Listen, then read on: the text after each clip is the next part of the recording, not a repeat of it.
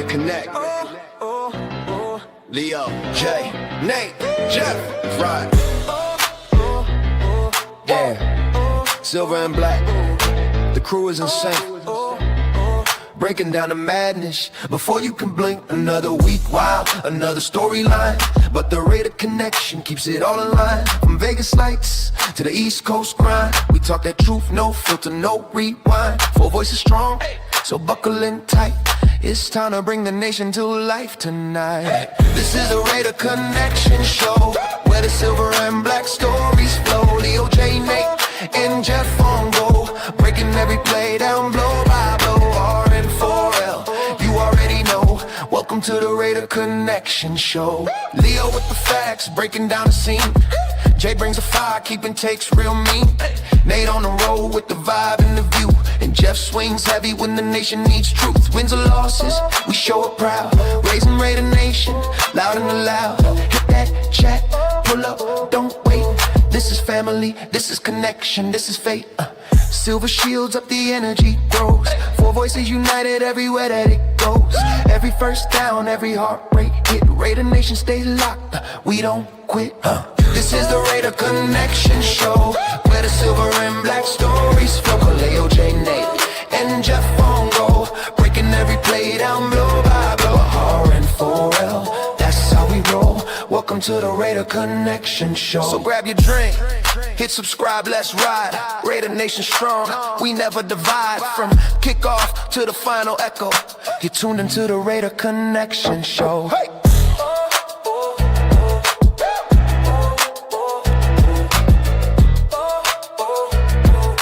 Tuned into the Raider Connection Show. Yo, what up? What up? Were we just in Groundhog Day? Like, did it stop, and then start again, or am I tripping? Yeah, I forgot to hit the live button. Oh, okay. I was like, what the fuck? I usually have it already ready to go. I was about to call my VA counselor, like, it's happening again, bro. Like, help. Oh man, thank goodness. Oh, that's cool. Salute everyone. Appreciate everyone pulling up. Welcome to the Raider Connection Show. Y'all already know. Appreciate everyone pulling up and rocking with us on this Wednesday night. Really quick before we go ahead and get into it, you already know we need to go ahead and acknowledge our chat today. Salute to Frank Weber in the building. Salute. Big luck. Frank? What is the deal, my guys? Salute. Appreciate you pulling up. 2 minutes, y'all. 2 minutes. Jeez. Hey, good things happen to those who wait. We're gonna have a fire show. Let's see. Shout out to Perry Stevens. Salute. Appreciate you pulling up. God damn it, Rorschach. I was here before 7. We're ready to go. Somebody kept delaying us. And I wasn't the guy. Oh, yeah. It was him. Hold on, wait, before we go on. Hold on, wait, really quick. Well, I have to get it out before we stop because we can't talk at the end because Nate usually has to run off and take a shit. So he just backs out of the channel. He does it every time on Thursday night. Are you holding the He backs out at the end. He doesn't stay for the post. The post. No. You never stay for the post. Yeah, I do. No, you Never. don't. It stays empty. Neil's the first one always out. No, yesterday I left it on. I went to go get my food, and I saw him and Will were still on. We were on for like 3.5 hours. I said, "Oh no, fuck that! I'm gonna eat." You just saw my hand reach over and like. Yeah. Salute to A Long in the building. A Long. Accelerator. What is good, my guy? Appreciate you pulling up. Yes, Accelerator with the one-liner pickups the other day on Monday, man. Homeboy was shooting a shot. Keep it coming on Mondays, big dog. Hey, you miss 100% of the shots you don't take. Right? Yeah. Rojas, Raymond in the building. What is good, my guy? Salute. Yeah, we can talk about rebuilding that O line for sure. Jason Downs, salute. Thanks for pulling up. Let's see here. Brandon in the building. What is good, my guy? Oh, he's already talking about Max 2 firsts and 2 seconds. That would already be more than what the Micah, because Micah was 2 firsts and a player. Kenny Clark. Yeah. Right? Yeah. Yeah. I don't know. Well, we're gonna get into the Max talk for sure. 100%. Let's see here. Shout out to John in the building. What is good, my guy? Yeah, we're gonna talk about Jim Schwartz for sure. 3rd round pick for Schwartz. Shit. We've given up a 3rd round. We've given up a 3rd round for worse. Yeah, and he's still on the team. Salute to Cisco. Salute. Appreciate you. I know, Cisco. I know, man. Cisco texted me that video too. I was like, oh shit. Like, yeah. Shout out to my boy, the Haas, my boy Jason. Salute, brother. Appreciate you pulling up. Haas. My boy, like Hostetler? Marcus, like Haas, yeah, like no, he won't say Hostetler, but he's a fucking he's a Bucks fan, so blah. But he way a long time ago, the chat's all in Nathan's face. In a faraway place, used to be a Raider fan. Mm-hmm. A long time ago, yeah. Salute, and shout out to Tanner Jack in the building. Salute, brother. Thank you for pulling up. Max is a diva. Oh, well, damn, we're getting those. That's wild. I know. I was listening to War Room earlier. I wasn't hearing good things either. But salute to everybody. Appreciate you guys rocking with us. Make sure if you guys haven't done so already, hit the like and subscribe button on all the channels you see here. I got the links posted in my description down below. Salute to everybody. All right. So let's go ahead and kind of kick things off and kind of start from earlier this week. Raiders looks like they found their next head coach, and it looks like the Raiders were able to go ahead and kind of close that deal up with Klint Kubiak over the weekend. Marky Mark had to go ahead and put in some work and wine and dine Kubiak. But it looks like we're going to eventually get our prince. And we're going to So Mark took him to In-N-Out or P.F. Chang's? P.F. Chang's, bro. He better taking him to In-N-Out. He's going to be in Vegas. He's going to learn about a real fucking burger. God damn it. It should be no object. Yeah. Mm-hmm. But, Jeff, when was the last time you had an In-N-Out burger? I've never had one. There's none around here. They don't have them up there. I know that. I know that. When I was asking, there's no such thing. So we're scheduled to have one, I should say. Did you know why they're only in certain areas? No, I've heard it, but I forgot, to be honest. So I barely found this out the other day because I do Lyft and I pick up truck drivers. I pick them up and take them to go do whatever they're going to do. So one guy was talking to me about it, and he's an In-N-Out truck driver. And he told me because they're building new distribution centers. Because the one in Ontario, they moved it. They moved it to another spot. And he said, if you notice, the reason they're building more, that's how you're getting In-N-Out locations in different areas. Their product has to be able to travel and make it from the distribution center. Yeah, it's quality to the control. stores because of the quality. That's how it stays fresh. Yeah. I was like, no way. I'm like, that's why there's one in Tennessee. He goes, yeah, because Tennessee has a distribution center now. I was like, well, holy shit. Like, why don't you just make more distribution? That's how Nevada got it, because the distribution center, the one in Ontario. So that one's close enough for them to get the freshness over there. And I was like, well, goddamn, bro. Yeah. Mm-hmm. So what? Like, it's like they're supposed to be like 6 hours away from like a. It's like a certain amount of mileage. You told me the mileage, but I can't remember. Oh, the mileage. Okay. Mm-hmm. All right. Yeah, okay. but it's for that reason, for quality control. So it's fresh. Yeah. Mm-hmm. Salute to James in the building. Salute. But yeah, Raiders looks like they closed up that deal with Kubiak. What do you guys think? How do you guys feel that we got a lot of reassurances? We even had the Seahawks GM come out earlier this week on Radio Row over at the Super Bowl. kind of let it slip that Kubiak was going to go ahead and come over to Las Vegas. So how do you guys feeling now that that we kind of basically kind of have it in the bag? I'll start with you, Nate. How are you feeling about Kubiak? Oh man, I really like Kubiak. I like the initial thought of him. We obviously see exactly what he did in Seattle this year with the Seahawks and their offense. And then, doing a deeper dive and watching film on my own and watching breakdowns and things like that, you come to learn how exactly he wants to run this offense. And I think it's going to work perfectly with the personnel we already have and the personnel that we're already expecting to get. And I think that the biggest thing for me is everyone is talking about the offensive line. The Seahawks offensive line is not a strong point for their offense either.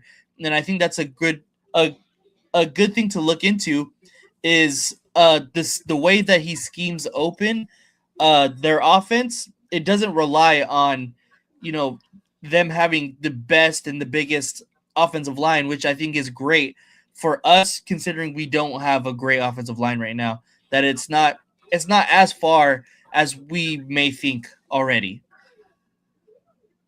Mm-hmm. What about you, Jeff? How you feeling? Kind of, we got Kubiak in the bag. I mean, that's the guy that everybody kind of wanted anyway. I think for the most part, he was the odds-on favorite for the job. Is that who you wanted? Yeah, that's who I wanted. I wanted him from the get-go. Okay. We didn't go out there to grab a coach right away. Like, we didn't just settle for whoever was available at the moment. We were willing to wait it out, which I'm glad we did. I'm still not going to celebrate yet. I won't fully be 100% on board until he signs on to. Hey, it's happened before. It's happened where coaches have backed out at the last minute. What if they lose and he decides, you know what, maybe I will stay and run it back. Who knows? Anything, So Tuesday when he signs the paper and they have the press conference, then that's it, man. Take us away. Let's go. But I'm happy. Regardless. What about you, Leo? How are you feeling? I'm glad. I'm excited. That's their choice. That's who they wanted. That was the number one choice. So I wasn't jumping off a bridge, like, oh my God, there's nobody left and type shit, or whatever. Yeah. I've kind of, I am one that likes, I'm older, so I like a coach with more experience, more leadership. Mm-hmm. So I wasn't opposed to the other guys. But, with Kubiak, I was excited once I found out we were going to get him or going to go after him. I looked more into their offense. The thing with their O-line, though, you can't say their O-line was as bad as ours either, though. Like, that's comparing apples to oranges, bro. Like, it wasn't the top O-line, but their O-line got a lot better this year compared to last year. Oh, yeah. And they handled the Rams front four like nothing. Because of the scheme. Right? Okay, so it's not like they're better than ours, and to say that ours isn't that far off from theirs. Everyone is better than ours. Yeah, but to say ours is not that far off from that, come on now. It's not. It is. We saw it last year. We thought that at the beginning of the year. We all thought that, oh no, we're cool, we're fine. We'll be able to build these guys. We got Glaze, we got JPJ, we got Meredith, whatever, right? Colton, and then what happened? We hired a coach that didn't want to fucking coaching is part of it, but at the end of the day, their execution goes into it as well. Agreed. Hold my beer in a minute. Agreed. But if your offensive line coach isn't having freaking meetings with you every week, and the offensive line is asking, "How do I block this play?" But at the same time, I get that part. Problem. There's a big fall off between Seattle. I'm not saying it's anywhere near good. Yeah, I'm not saying that. We're not as close as people think when it comes to the O-line we have right now. I don't think we're that far off. No, it's not. So then why do you want to draft so many? Considering scheme, 29 picks, right? If we're not that far off, then why are people screaming and yelling and crying that we need to add more pieces and more players if we're not that far off? We do still need to add more players and pieces. Yes, on offensive line again. Before we have a bunch of pieces, starter either out of this draft or from free agency. And I'm not talking about a potential starter in the draft. I'm talking about the free agency. I'm talking about someone that's going to walk in the door and be able to start right away. And we need depth to follow behind all these guys. You need depth at left tackle. Number one is priority too. We need somebody that's going to be able to take over for Colt Miller in 2 years, if not a year. But I think that's the problem. We're not in a position yet to draft depth. Our starters are depth pieces. Can we get some starters before we start drafting depth? But that's the problem, though. But you still need backups for these guys. Right? You can do both, though, right? You need the starter before you start drafting his backup, before you get his depth.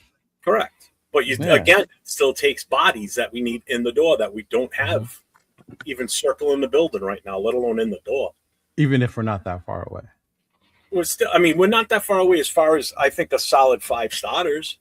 No. Right. I can only think of exactly two. what I'm saying. I can only think of 2 that I trust right now. Yeah, who?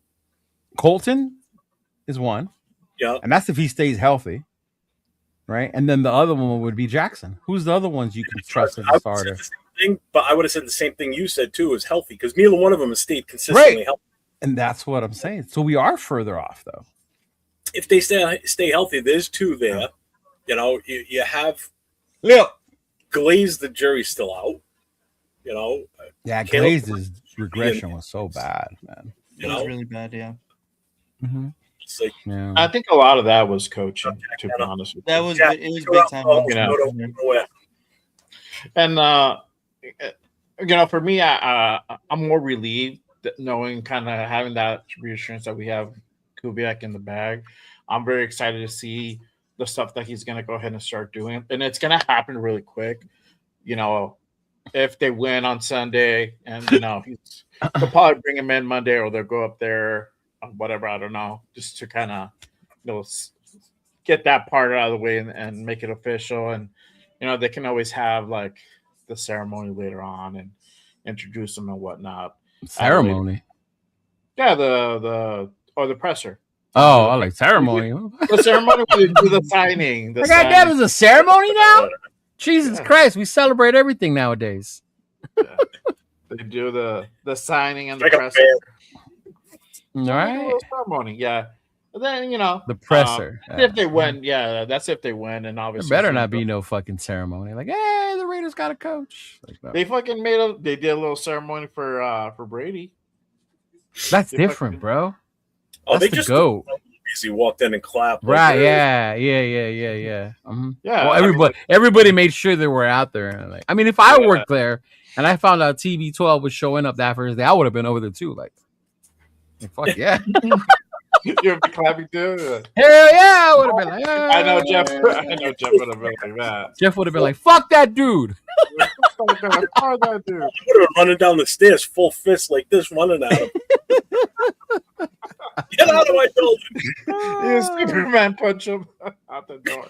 Right? Oh man.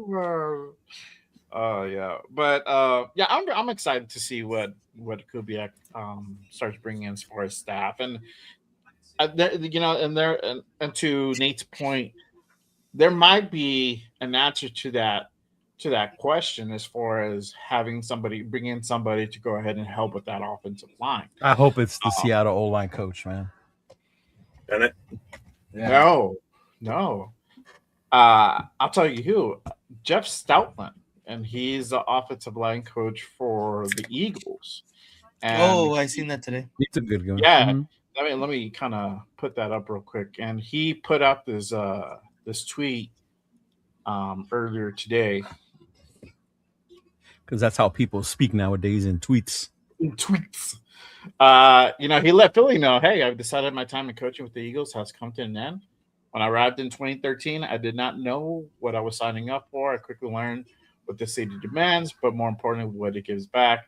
Past 13 years have been a great privilege of my coaching career. I just didn't want to work here. I became one of you, Stout out. So he's actually leaving Philly, so he won't be back. But to me, it doesn't say, hey, I'm done coaching. It sounds to me like he's just done working there. To be honest, Does he have a connection with Kubiak somehow? I don't think he has a connection with Kubiak directly. I don't want to say that he does and he doesn't. But it would be his dad might know him through the his dad, through through the grapevine. Yeah. So and we But know there's no that. direct connection. Yeah. But this would be a pretty good. I mean, we've seen what Philly is now and what they've been for the last couple of years. So Yeah, but those are some big boys though. They're yeah. and the one thing that we definitely need help on is that zone blocking. Anytime that we try to go ahead and implement zone blocking for whatever reason, our guys just don't get it. So I don't know if it's a coaching thing, it could be a personnel thing, but if you bring in a guy like It's him, both. Because you draft guys that aren't zone blocking scheme guys, right?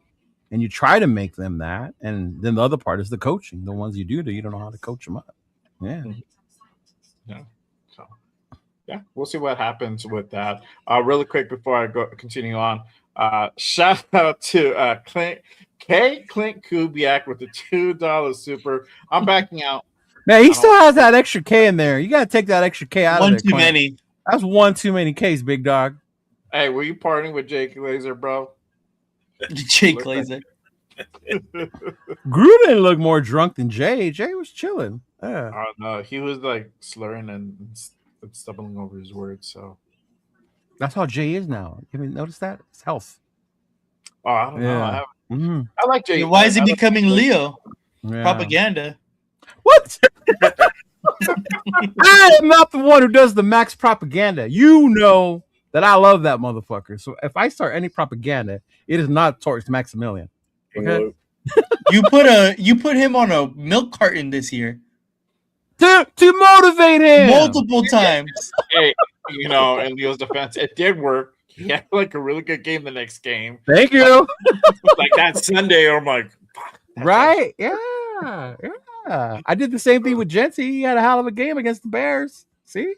Mm-hmm. we're just gonna have that template just ready for the next guy. Yeah, man. But since Clint's coming, obviously the question is going to be asked: what kind of expectations should there be for Clint in this first year, in year one, right? And I always say this as a fan base, we're so impatient. So, we finally got the young head coach, the young innovative head coach, and most likely he's going to be here for the next 3-4 years, or not longer. We're hoping. Yeah. We'll know pretty soon. We'll know next week. But No, not that. It's the way we are as a nation. If he loses 4 games in a row, we're gonna lose our shit and want him out of here. Oh yeah. That's why we're so impatient. We're so impatient. So what kind of expectations should there really be for Clint in this first year? I'll start with Jeff because he has that sign up. Yeah. Genty, what? 2,000 yards. 2K with 2,000 yards? Like all purpose? Dude, I think we're going to be a run-first team. I'm telling you. He's going to have all-purpose yardage like you haven't seen in a long time with our roster, with our team. He's going to be run first, pass second. That's my take. That's what I think we're going to have. Especially if we don't get damn wide receivers. But what kind of expectations should there be for Clint on his first year? I think it's going to be expectation is he's going to have to beef up that offensive line and he needs to get the best out of what he can get out of Genty. Not saying that we didn't get the best out of Genty last year. We got the best out of Genty based on what we had surrounded him for talent. And I think with the right mix on offensive line, fixing that shit, and then just keep feeding that son of a bitch the ball. Use your best weapon, your second best weapon besides Brock. Between the two of them, those two have to be beasts this year. But there's a lot to fix. That's the downside. He's got a hell of a job ahead of him with this team. This ain't going to be just walking in and just taking over a team and we're Super Bowl bound. Yay. No, there's a lot to do with this team. Yes. So that means we got to stop writing the Super Bowl song already? No? Yeah. Not writing? Yeah. Oh, damn We it. could off on that for at least. What about you, Leo? What do you think? What kind of expectations should there be for Clint? I want to see a motivated team out there. I don't want to see the shit we saw last year where there were days where we were like, fuck, man, did they even show up today? They didn't make the flight, you know? Or they're still on the strip partying in Las Vegas, or some of them are still at the Bunny Ranch type shit. Like, I want to see the team show up, play hard, improvements from the young guys, even the older guys, see like a motivation type thing. I'm not expecting playoffs wins. We won 3 games this year, man. If we win 5, maybe 6 games, and we don't get blown out as much as we did this past season, then those are the types of things I'm seeing him do. He's a new coach. In my mind, I know he's a new coach. Yes, he was an offensive coordinator. He got Seattle. Like, oh my God, Seattle turned transition in 1 year. Look at what they did. Like, Seattle's also built differently. They're built a lot differently. They're ran differently. They have a really good fucking defense. But yeah, it's just those expectations to me to see how he handles it. My next thing for him is who's he gonna choose as our defensive coordinator. All these connections that he has with his dad and all that, I want to see the staff you're going to build. Because this is the reason why they were telling us you were a good fit, because of the connections he has with him and his dad. So if he can build a really good staff, that would be the next step. But yeah, it's just improvement. The shit last year to me was so embarrassing. It felt so defeating, more than the 10-game losing streak did the year before. Like, it just felt so much worse to me this past season with Peter Carroll. Mm-hmm. Yeah. What about you, Nate? To me, I think I'm right with you, Jay, that we have to be patient. I think it's going to be. I think we finally found the guy that we can trust. I mean, we're all hoping he can be, and that he's going to stay longer than the previous 10-year coaches. To me, the expectation that I have for Kubiak is just development of our younger guys, development of the team as a whole. Create an identity. We've been lacking some sort of identity as a team, as an organization, and hopefully we can kind of cling to something that we are proud of as Raider fans. And I think from here on out, Klint is going to be the guy to be able to do that. And I'm right here with Leo as well. The biggest thing for me is going to be on the defensive side of the ball. We know how smart Klint Kubiak is on the offensive side of the ball, and we know the guys that we have right now are very good, with Bowers and Genty, and we can obviously add more pieces. We're thinking Mendoza's going to be there. So I think we're going to be okay on the offensive side of the ball. The defensive side of the ball is where I'm hoping we spend a lot of time and focus on in this upcoming year. Yeah. And I think the same. I'm the same way. I think we know offensively we're probably gonna look better. I don't think leaps and bounds better, but we're gonna look better, at least competent. We just look incompetent at times, and it just literally looked like we didn't know what we were doing half of the time. And that goes also to a lot of it to the coaching staff as well. They contribute that to. But as far as gameplay on the field, we just did not look good at all. So especially offensively. But so I think that's definitely going to improve, and we know that Kubiak's going to be calling the plays. So we don't. And I talked when I did my show on Monday with Will. I told him, he asked that question: Who do you see being the offensive coordinator that gets brought on? Honestly, it really doesn't matter as much, because we know that Kubiak's going to be calling the plays. Whoever he decides to go ahead and bring in is going to be like more developmental guy who's going to be sitting under Kubiak, learning and listening and being involved, but not having a whole lot of say and a whole lot of influence. It's really that defensive side of the ball where now that we know Patrick is officially gone, that's a role that's going to be filled. Who's out there? There's a couple of names out there, but and we'll get into that in a second. So yeah, defensively, that's something that I would like to see also being addressed, and hopefully we get an improvement there as well. And now that Kubiak's in that role, not only does he have to just manage offensively, he has to also look at the whole team as a whole as well. So even though if he does bring in a strong defensive coordinator, that he can't completely ignore that anymore, So, but with that being said, what would be like, it depends on what you would consider a good year. And I think that's a question that we should probably ask ourselves. Like, we know we're going to be in a full rebuild. We're not going to win a whole lot of games, but what would be considered like really a good year? As far as wins wise, performance wise, what does that look like? Nate, I'll start with you.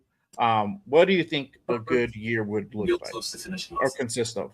To me, I already said my expectations are kind of development. To me, it would be getting Bowers back to where he was being argued as the top number one tight end in the league. Getting Genty to be the guy that we drafted him to be at 6 overall. And then also is getting our defense and solidifying them as a unit rather than just having, just Max Crosby or just, plug in player A, B here. So that to me would be a successful season. As far as wins and losses, it's hard to say because obviously we don't know which teams exactly are going to be good, which ones are going to be bad. But I think for sure you have to get more wins than this year, for sure. That risk right off the bat, get more than 3 wins. I don't think I categorize that as successful, getting 4, but I think it would be a trend in the right direction, definitely. So to me, it's more about the development of the team as a whole rather than, really wins and losses. What's up, Chris? Wake up, Cheeto, he said. I am awake. He's not even looking at the computer. Hey, Gunsmoke, is that legit? Is that what's really happening right now in Bakersfield? What? There's a part of the town called. And the guy with a flamethrower? I don't know about that. Wow. I don't know. Can I just want to reiterate back to and this kind of ties in with the whole what's considered a good year. I don't even think wins or losses matter, to be honest with you, this season. Year one with all this. Anybody that's got Netflix, go look for the documentary on the 1980 hockey team. Oh, not the movie, but the actual documentary on what these guys went through with Herb Brooks as their coach and the way that he treated them. And by the way, well, that's just it. By the way he treated them, it made them. Now you got to remember, these guys majority came from Minnesota. They played for the same team that Ross Brooks was the college coach for. Okay, so a lot of them came from his program already. But then a bunch came from Boston College, and they fucking hated each other. The Minnesota guys and the Boston guys hated each other. Literally, there was just a visceral hate. But the way the coach treated these guys, he treated them so miserable, all of them, that they were forced What up, 805? to come together as a group and to gel that way. And they became best of I'll see if I friends. can. The coach was still treating them like they were not friends. Like he didn't want to be friends with them. He didn't want to get to know them any better. He still, to the day he died, didn't know a lot of the intricacies on some of these guys. Didn't know like their family history. None of them. So, and what did they do? They gelled together as a team, and they became successful. And that's kind of almost the same thing that has to happen here. The coach can't come in and be their friend. He's got to come in and treat them just like they are. They're players on a team, and that's all you need to know. You don't need to be their best friend. You don't need to follow them on Twitter and all that other crap. Come in, be the guy that's in charge, put the foot down, and it's something we haven't had where you've got an authoritative figure. But the problem's going to be is his age, being so close to the age of some of these players that they may not treat him that way. But I still think that you need to have that authoritarian figure inside that building. Someone has to be the overall. When did when did Miracle happen? 1980. 1980. Still Exactly. Same thing that went through my head, Nathan. It's just I understand, and I grew up with coaches that are like that, and I respect that for sure. But it's just not how shit goes in the NFL anymore. Like No. It's really not. Stuff nowadays. That's why. Because what? I can agree with that. Like everybody's all buddy buddy. I would like to see rivalries be real. I don't think Harbaugh's buddy buddy with people. No, but he's also an older coach and older. Yeah. thought it head Good. coach. Yeah, But he's also but He has like to be percent like that, but if he takes some sort of that attitude, that would help too. He's got to be all business. Yeah. He can't be like Pete Carroll out there rolling around on the field with these guys and like, hey, giving him noogies and shit like that. This is the thing with Kubiak. I think one of the things that people were saying against him is the personality thing, right? That he's not a very vocal guy. He's not a very like outward guy. He's kind of introverted. Doesn't say a whole lot, and so I don't think you'll have that necessarily. And shout out to Rundown. He had this great show the other day where he really kind of deep dive on Kubiak's resume. He played a clip where I forgot where Kubiak was, and I think it was like one of his early coaching jobs, and he was just more of that motivating guy. He was there. He said the things that he needed to say to get his guys going. But he wasn't. It was not like a PE or like an AP type of situation where you're just like buddy. It's like we're gonna go ahead and get to work and coaching some of these guys up. So I don't think we'll have that. I think we'll have like kind of the middle type of scenario with Klint. But obviously I don't know. We haven't heard like a whole lot from him, and even this week they kind of been asking about us. As far as like him coming over and taking this job, and he was just like, I'm not going to talk about that. This is, I have my game plan. I'm focused on this week and our game on Sunday, and that's it. He didn't even want to like even entertain the notion of like talking about like him taking this job. He's just like super dialed into the game on Sunday for him. And I think a good person that he could model his coaching, maybe not philosophy, but attitude is, and I hate giving this fucking organization props, but is obviously Sean McVay. He's going to come into a similar situation where he's a younger guy. Obviously, Sean McVay is the youngest head coach in NFL history, Right. but he's a young guy, but you can use that to your advantage, but still have that authoritative figure. If you look at Sean McVay now, he's still that, professional and business person and mindset at all times. And I can completely see that being that Kubiak kind of mindset, just from when I've heard him talk in pressers in Seattle. So I think that would be a good person to kind of try and emulate. Obviously, arguably the best head coach in the NFL is a good person, no matter who it is, to try and emulate your philosophy after. But I think just the situation wise, it would be a good a person to kind of take after. Yeah. Good. What about you, Leo? What do you consider like a good year for? I don't want to put a number on it because honestly, to me that's not going to really matter.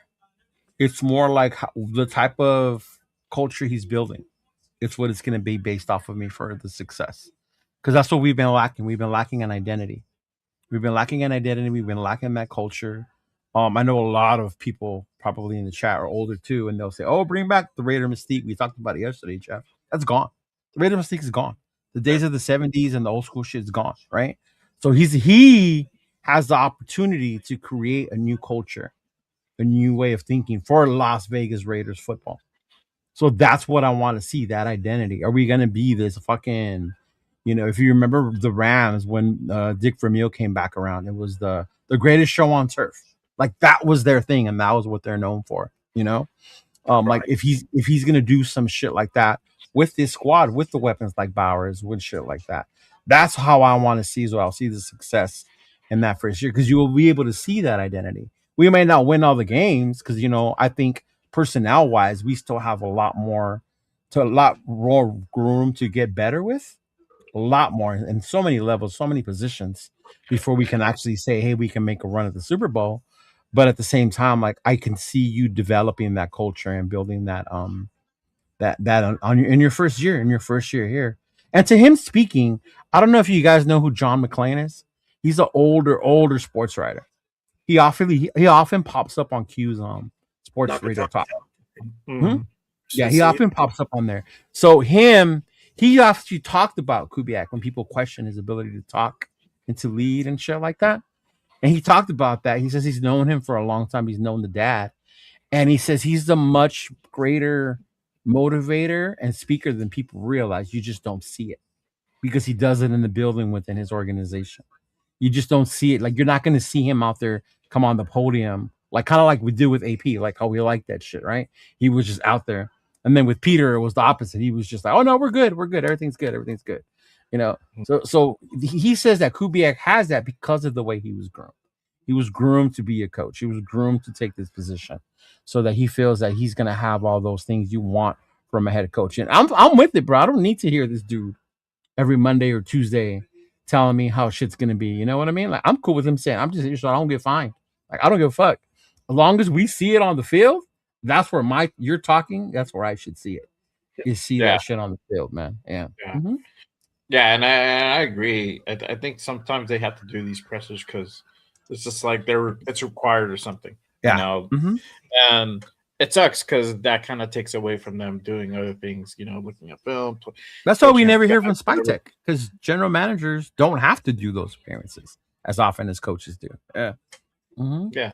So, you know, what I consider a good year, honestly, I'll probably just go back to the eye test and just us looking better, like just being and performing like a better football team. You know, I think the wins are just going to come as far as us having more wins that we did this previous season.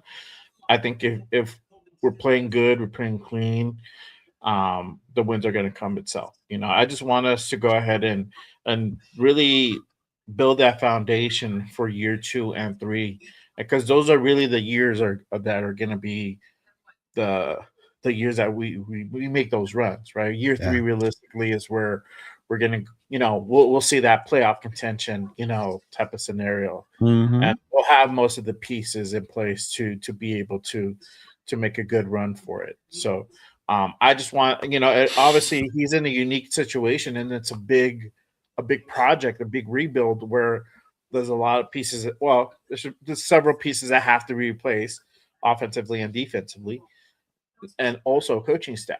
And like I said on Monday, putting together a coaching staff is not easy. It's time consuming. It takes away focus from what they can be scouting as far as in free agency and the draft. That no matter what, that takes time away from focus on that. Year 2, you know, they might have to replace a coach or two, you know, whoever they decide to dismiss. So now you're having to go ahead and not spend time really building out a big old staff. You might be having to replace maybe 1 or 2 positions of that, and that's where you can really go ahead and focus on and dial in on guys that you potentially want to go ahead and go after.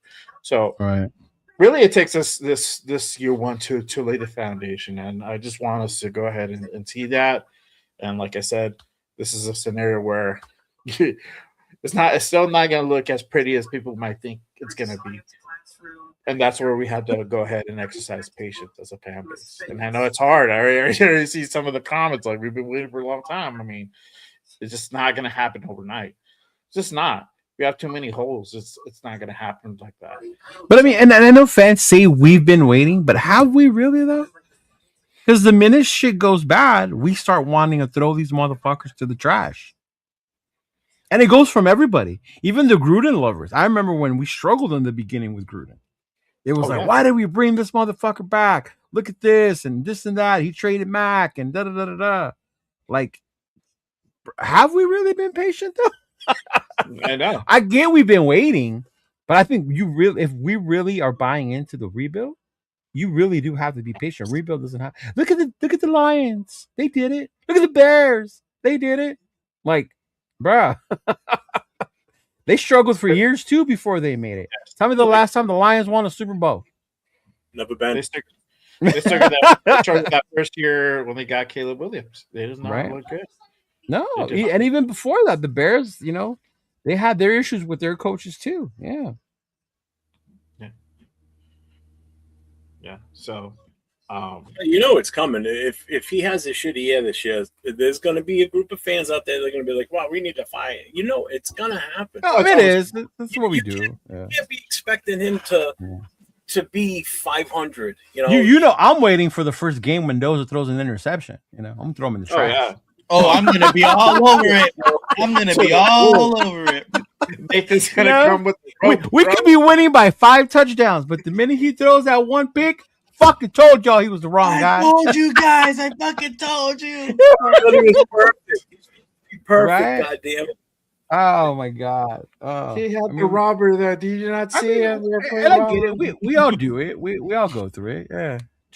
No, Nate always fucks with me about Genty. I always fuck with him about Besh. Like, yeah. I think the other thing that's going to be tough to even try and put a number on this is if Max isn't here. So there's one less. Ooh, I think that makes it harder too. Yeah. Yeah, there's one less. There's one less threat on the defense. Okay. Oh. And then it also depends on what we do with the rest of the draft and free agency too. So I mean, I really am not looking forward to giving any predictions on a record this year. Because I am not expecting more than 3 wins, to be honest with you. And I'll be fine with that as long as we show progression. Like we're moving the ball. We've got an offense that's doing things. You're getting the best you can out of Genty because you're finally blocking for him and making openings. That's what I want to see. I want to see that. I want to see enthusiasm on the bench.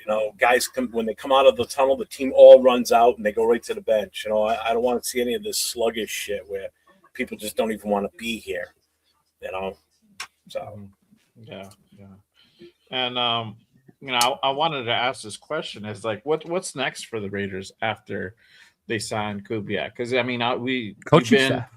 Exactly. We've been dialed in on Kubiak for so long. It's like, what happens after that, right? And I think the big name that's been put out there, we all said it, defense, because the offense, we know that's all Kubiak, but defensively, what are we going to do there? And this name has been thrown around.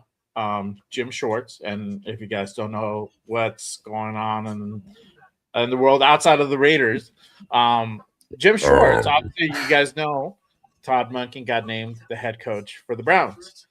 Hence, Jim Schwartz got passed over, and I think this was the second time that he gets passed over. And he was not happy about it. He made a kind of a public peace out at their headquarters and said goodbye to everybody and says, I ain't coming back. Right. And so Jim Schwartz is pretty disgruntled at the moment with the Browns, right? We'll see what the future lies. But we know right now that this was put out by Albert Beer earlier this week. He says, read Jim Schwartz in here. We mentioned Vegas as a potential landing spot for the Browns defensive coordinator. If he does get out of his deal, Philly would be, or at least was, another if Vic Fangio were to retire. Cleveland's been firm on holding on to his contract. So that's the rub. Jim Schwartz is currently still under contract by the Browns. Mm-hmm. They would have to go ahead and essentially release him out of his contract, which I think he's already made it public that he already told the Browns he wants to be released from his contract. Or a team would have to go in and either buy out his contract or we would have to be some type of trade. Right. So what does everybody think? Should the Raiders try to pursue Jim Schwartz? Should this be something where it's pushed on from like Brady and Spy Tech, or should be brought up by them as a possible suggestion? What are you guys' thoughts on this? And I'll start with Nate this time.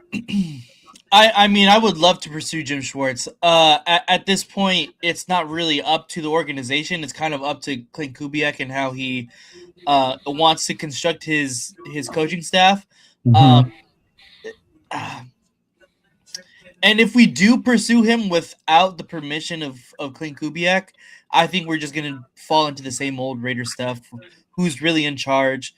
Who's controlling what and who and where and what. And so I don't want that. If Kubiak decides to go after Jim Schwartz and is really, adamant about getting him over to being his DC, then we should go all in for it, because he is a great defensive coordinator, and I would love Yes. to see him to come over here for sure. Yeah. But if Kubiak already has somebody else in mind, then we kind of have to just trust the process. And I'm not against that at all, depending on obviously who it is. But my top number one choice would, of course, be Jim Schwartz for sure. Yeah. What about you, Jeff? I'm all in on it. Just I don't want to be trading away draft picks for him. That's all. You know, I don't want to lose any draft capital, plain and simple. I was laughing earlier because there's a radio guy around here in New England, Rhode Island. His name is Jim Schwartz on sports. Half the time when people say his name, it sounds like they're saying Jim Shorts. So that's why I start laughing instead of saying Schwartz. You know, it's just comical for me, I guess. I don't know. Yeah, I mean, I would be The old man Huber. Schwartz. You're an asshole. I laughed, Jake. Punch him. What about you, Leo? What are your thoughts on Jim Man, Schwartz? it would make a lot of sense if you look at what McVay did when he took over the Rams. He was going to focus on the offense. He hired a veteran defensive coordinator, right? He fucking brought him over and he ran the defense until he got more seasoned. And then he's like, oh, you know what? Wade Phillips, maybe it was time to make a change. This, and that. And then he did. McVay made the change or whatever. But man, Jim Schwartz to me would be the perfect veteran defensive coach to come in and be our defensive coordinator. The thing that makes me happy about it is he's disgruntled. And when you saw Monken's presser yesterday, was it yesterday? Yesterday I was on with Mike. Shout out to Mike Cavalli, and he played it. They asked him about Schwartz. And if they're disgruntled, they're not going to see eye to eye. I could see Monken telling the organization, hey, you know what? I'm here to be the head coach. I'm not going to be able to work with this dude. Like, if we need to get him out of here, then let's get him out of here. He's not going to be happy. Then let's get him go. And that's perfect opportunity for us, right? Perfect opportunity. He's one. And then the other one that I've been hearing is Seattle's defensive coordinator. Because even like how you admitted to earlier, Jay, with us getting Kubiak, whoever our OC is, ain't going to really call plays because we have Kubiak. Well, Seattle has it the opposite way. Their head coach is the defensive guy. He's the one that calls out the fucking defensive schemes, defensive plays. So their defensive coordinator doesn't really have that, where he's the one calling it. So it would be a thing. And then he's already familiar with Klint, having come from there. Yeah, I expect him to bring a couple people with him from Seattle. Oh, yeah. The way things are going. So that'll definitely, yeah. Well, there were guys that followed him to Seattle, too. So the guys are going to come with him to Vegas, too, I'm sure. Mm-hmm. Yeah. Yeah, his name is Aiden Durde. I think I said that right. I probably butchered that. But somebody said in the chat he's got that accent, right? Yeah, Money Check says that. Yeah, he's also British. Yeah. He's got that accent. I heard him talk, and I was like, oh shit! I didn't realize that he had that accent when I heard him talk. Like, okay. Like I like that. I think that when he was talking with Spytech, Brady, and Mark, that he had a plan. Yeah. Well, one of the topics that came up was, hey, what are you thinking that you'd like to fill out with your OC, DC, and some of your other position coaches? So I'm sure hopefully he gave them a list, and it's guys that they can already contact, so they can get the ball rolling. So it's just a smoother transition comes next week when he finally gets here. So I'm sure that there's already been contacts made, more than likely, quietly, So we'll have to wait and see. But I'm sure I'd like to think they would have. I mean, that kind of seems to be. I'm pretty sure that was part of it. Yeah. What's your plan? Who do you plan on bringing? Yeah. Especially as it got towards the end, because that's when everybody was freaking out. He ain't gonna be no more coaches left for him to build a staff like that. Mm-hmm. No, there's still plenty of options out there. You forget there's still that one team that's still in the playoffs, and guys followed him there, and they'll follow him here. Yeah. As long as he brings talent that's good, not like the shit that fucking Pete Carroll brought with him. I think somebody said it on the radio when I was listening. As long as he doesn't bring his kids. Somebody called in. I'm cool with whoever he brings in as long as Kubiak don't bring his kids. Right. No, except the brother. They just don't want the kids. Oh man, that shit was funny. They're like, bring your brother. Bring that dude. Bring that dude from the fucking. That shit was hilarious, man. Well, rest assured that I heard that that Clint's not married. You know, he doesn't have a family like that. He doesn't have kids, so He's married to the Oh. game. He's married to the game. married to the game, just like Oh, him and Fernando are Fernando. definitely a match made in heaven, man. Woo! Right. apparently hold on. so. All right, Apparently married to so. the game, bro. Married to Oh, is that what you call him? the bro. So you know how we were doing the thumbnail earlier? I try to get them to show up as like a married couple, Oh, and ChatGPT would not do it. no. It would not do it. Yeah, it was like violates this, and there were ways I was trying to get around it, but they would Yeah. not show them like as a united. GPT is homophobic, guys. You Yeah, Gotta use one of the lower budget fucking yeah. It said the only way it would have done it is if you use fictional characters. Then it would have fucking put them like that together. I was like, oh man. Should I put cartoon? Give me the cartoon version. Mm-hmm. No, bueno, I didn't see what McNabb said. What did McNabb say? I didn't see that either. Send it to me on the gram, bueno. Send it to me on the gram. Let's do it first. Yeah, I haven't seen. Yeah. Yeah, but Oh again, my if God. they're able to get Jim Schwartz, I'm definitely all for that. I mean, it would definitely help us really, I think strengthen that defense. I mean, and our defense wasn't really bad. I thought it was going to be worse, like before the start of the season last year, and surprisingly, they kept us in a lot of games. So I think. Do you know what it was ranked, Nathan? I think it was Our defense? I don't know what it was ranked. Somebody called it on the radio and they said that we were like 15th. I was like, no way. I was gonna say 18. Nobody was that high. Right? It didn't seem we got blown out a couple times, man. But it's Philly. just because our offense did not produce shit. Our offense was Yeah. so bad. Philly whooped our ass completely. Defense included. Yeah.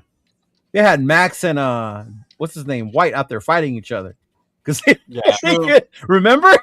a couple of times. Philly whooped our ass, bro. Yeah. Let's see. Whoa.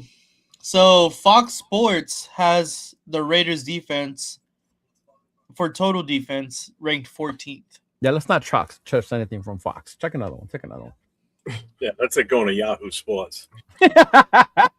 There's somebody on Facebook that always posts shit from Yahoo, bro. And I'm like, oh my God. All right. This is Pro Football Reference. There you go. Okay. Pro Football Reference has the Raiders defense 25th. Yeah, see? That's That makes more sense. That makes more sense. to It me. does make more sense. Yeah. Yeah. It's kind of like that year that PFF had our O-line at like 10 and we were like, what? Yeah. What? Yeah. Mhm. Yeah, but I mean, Jim Schwartz would bring that. I mean, but I think this is a thing where Kubiak really has to make that decision. I've been saying it since the beginning of the offseason is whoever they bring in as head coach, they should let that person build out their coaching staff and bring in the guys that they want and let them figure that part out. And if it doesn't work out, obviously you have the next year where you can part ways if you need to, but it should Yeah, no but more we can't arranged keep marriages. switching coordinators like that fast either. Yeah. You got to stick with certain dudes too for a while. If you lose them because you're doing good, like I get that. But if we keep firing them because they suck, like that's not a good thing either. Yeah, look at how many defensive coordinators or different fucking coaches Max has been through. Yeah. Did you guys bring up Dixon's comment? Because I'm a big no on that one. They're supposed I to just saw your I don't have social media, my bag on. Oh my God. Shout out to Dixon. He said if the Packers fire Bisaccia, which Oh my God. No. back for You special couldn't do that to Kubiak. Raider fans hold Bisaccia on a pedestal, man. Like if you Oh, would have no, stayed, we would have Packers been in the Super Bowl the following year. Like, yeah, like no. reason because their special teams are not good. Why do you want to bring a guy who got fired because his unit that he runs sucks? No. And I agree with Leo too for that other reason. Yeah. I mean, I put the McNabb thing in the chat if you want to play it. yeah, I can play it. I already have it up. Hold on one second. Let me switch over to this one. Oh my God. My dad sent me a Mitchell Renz fucking post on Instagram. Oh, for the love of God. This is This is McNabb talking Jeff, you're gonna like this. on Mendoza. There you go. Jeff's gonna love ongoing this. number one pick, mainly because he was the best player in college football, won the national championship. Everything that he was able to accomplish at Indiana was remarkable. But when I look at the makeup of the Raiders, I think they should go and trade down to get more picks. Because when I look at this team, they need offensive line help. They need a pass rusher. They need a playmaking secondary member if it's a corner or a second or a safety. They need a number one receiver. He's the ongoing number one pick, mainly because he was the best player in college football, won the national championship. Everything that he was able to accomplish at Indiana was remarkable. But when I look at the makeup of the Raiders, I think they should go and trade down to get more picks. Because This when is I thing look repeating already. Yeah. So that was Donovan McNabb at Radio Row. Over But at what's he know? He's a washed up QB or this and that. He's this. So I would take his word over. He was terrible in Washington. Wait. No. My favorite one is, what did he do? He didn't win the Super Bowl. He didn't win it. No, he didn't win it. That's always my favorite argument. What did he do? Like, really? I don't think he looks rough. I think I knew exactly who it was right away, but just by looking at him. Yeah, no, I recognize him right away. Still looks the same. Yeah, thanks for that, Bueno. Appreciate it, dog. Appreciate it. Yeah. Thank you, brother. Thank you. He does not look like Jamarcus Russell, bro. Have you seen Jamarcus Russell lately? He does not look like Jamarcus Russell. Jamarcus Russell. Yeah. That's funny, dude. He said he can't have social media. There's so many of my Raider brothers out there, man. You know, huge prayers and shout out to you. Because some of you are in some toxic ass relationships and you cannot have social media. I feel like I can only watch YouTube. Yeah. That's what they tell me. I can only see you on YouTube. Yeah. I'm like, I haven't heard that excuse because I don't want to pry. But okay, what? That's kind of weird. But no, they legit told me when they want something, like, oh, it's fucking hilarious, right? I knew he was going to comment on it. That's right, but neither are fans. Fans aren't more credible. Exactly. Right. That's heard of the former NFL quarterback. Yeah. At the end of the day, but Derek Carr says it, and it's fucking law. Right? Come on, man. Well, I mean, in all honesty, Steve Harvey. He looks more like Steve Harvey. He does. A little bit. Going by this statement, then if that's the case, player analysis are not always the best, then obviously neither is Tom Brady's then either because he's a former player and you're taking analysis for him on Mendoza and then the other player like that highly rates him and all that. Don't burst Jaws bubble, man. He loves him some Tom Brady. You just wanted a reason to bag on Tom Brady, didn't you? He did. Like I can say John Lynch isn't the best player analysis, right? Right. Oh God, John Lynch. Woo, come on. Yeah. Now. Okay, guys. He actually didn't he help Elway when Elway was fucking up, and then John Lynch was in Denver for a while before he left, right? Yeah. So John Lynch actually helped Elway. Like, hey, bro, you're fucking up. I'll tell you who was bad at it too was Matt Millen. He was horrible. Matt Millen was horrible, bro. I felt bad for Matt, bro, because I liked him as a player. But I was like, fuck, Matt, you gotta let that one go, Matt. Yeah. Josh said he just sent you something. I think it was somebody else's comments, right? Yeah, it's Cam's.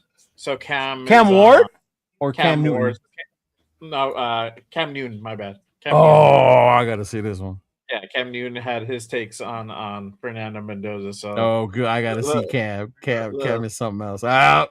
That the obvious pick here, but what should bring any Raiders fan, to have the belief in that is that he possesses everything that you want to see in your quarterback. Yeah. Calm, cool, collective, and also has great leadership abilities that the Raiders need. Yeah. And the patience of being a former number one pick also to the fans it's going to require an amount of grace. Fernando Mendoza is probably you know, So that was Cam Newton and his take on What does he know? He didn't win a fucking Super Bowl. He fucking what does he know? He looked at the ball getting fucking strip sacked. He didn't jump on it. You could have won it, Cam.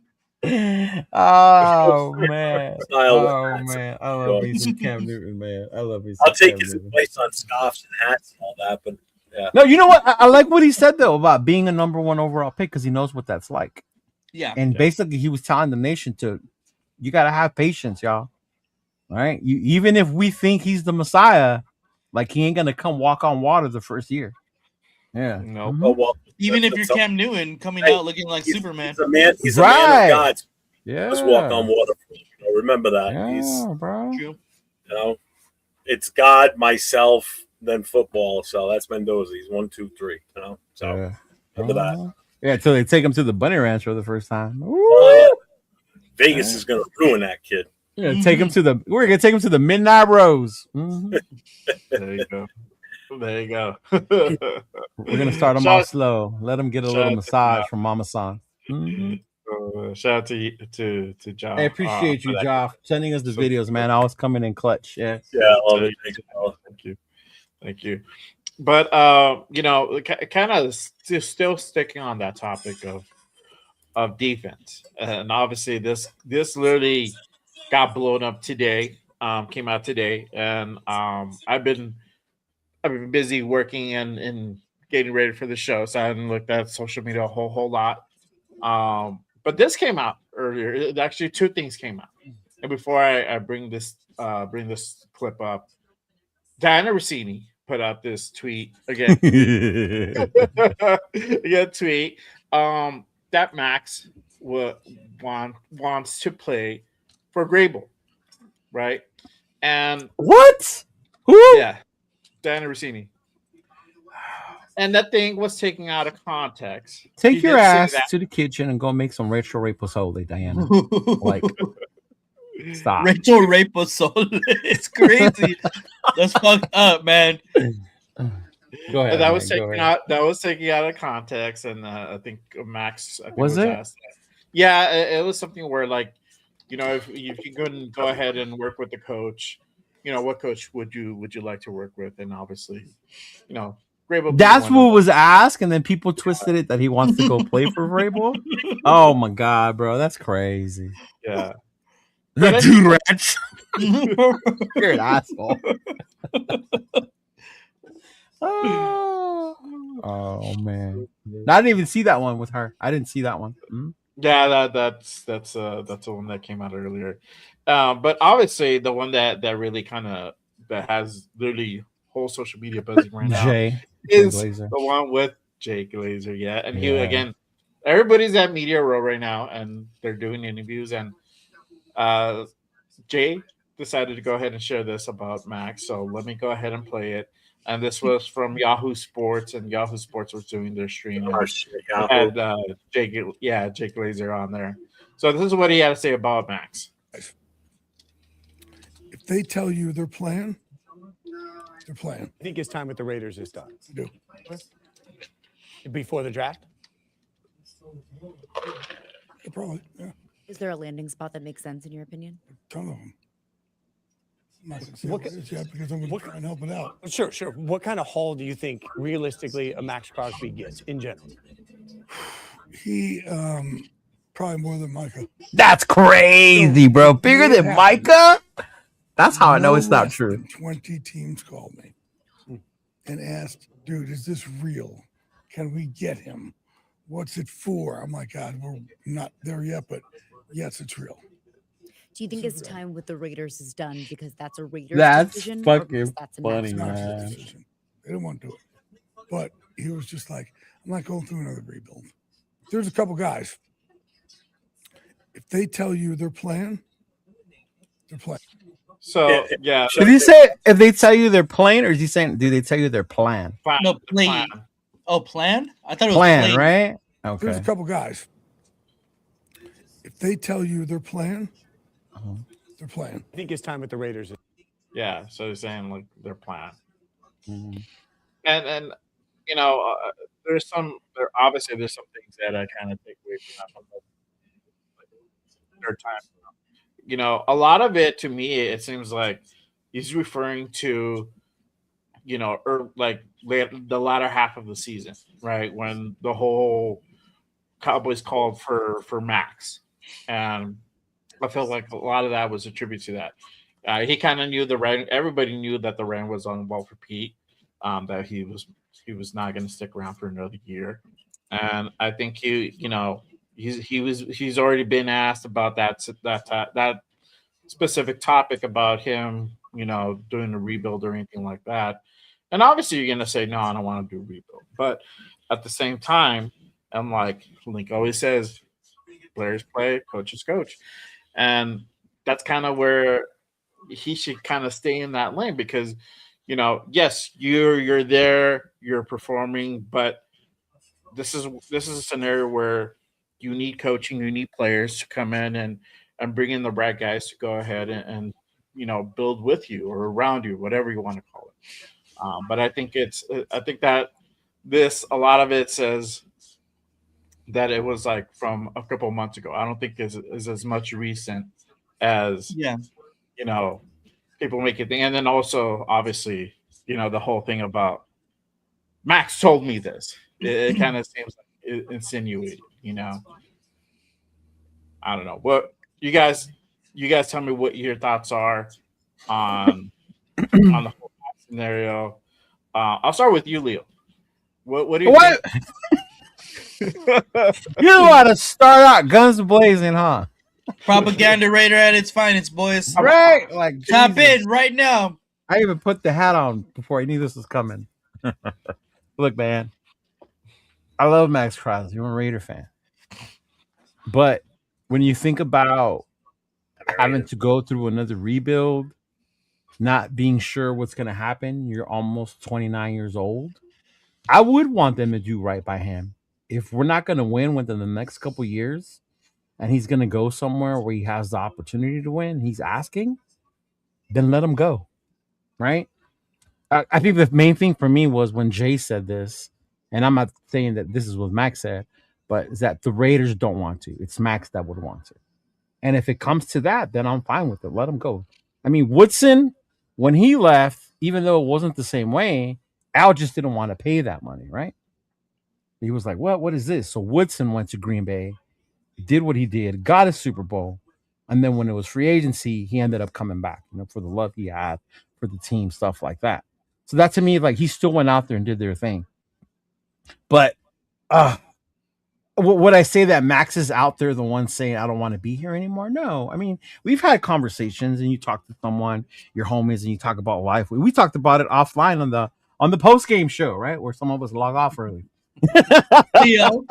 Right? We start talking about the channels, what we're doing and shit and people talking shit and all that, right? Sometimes that shit can get taken a little bit out of like, oh well, he said this. But at that point, you're just venting to your friend. Like, man, I gotta go through another fucking rebuild again. Like, I would say the same thing, bro. Like, fuck, we just did this. We're gonna do this again. Like, here we go again. How long is this gonna take? Right? And I could see how that would be hard. But at the same time, like, if the Raiders, ultimately, it's up to the Raiders. If Spytek and Tom are like, no, fuck that.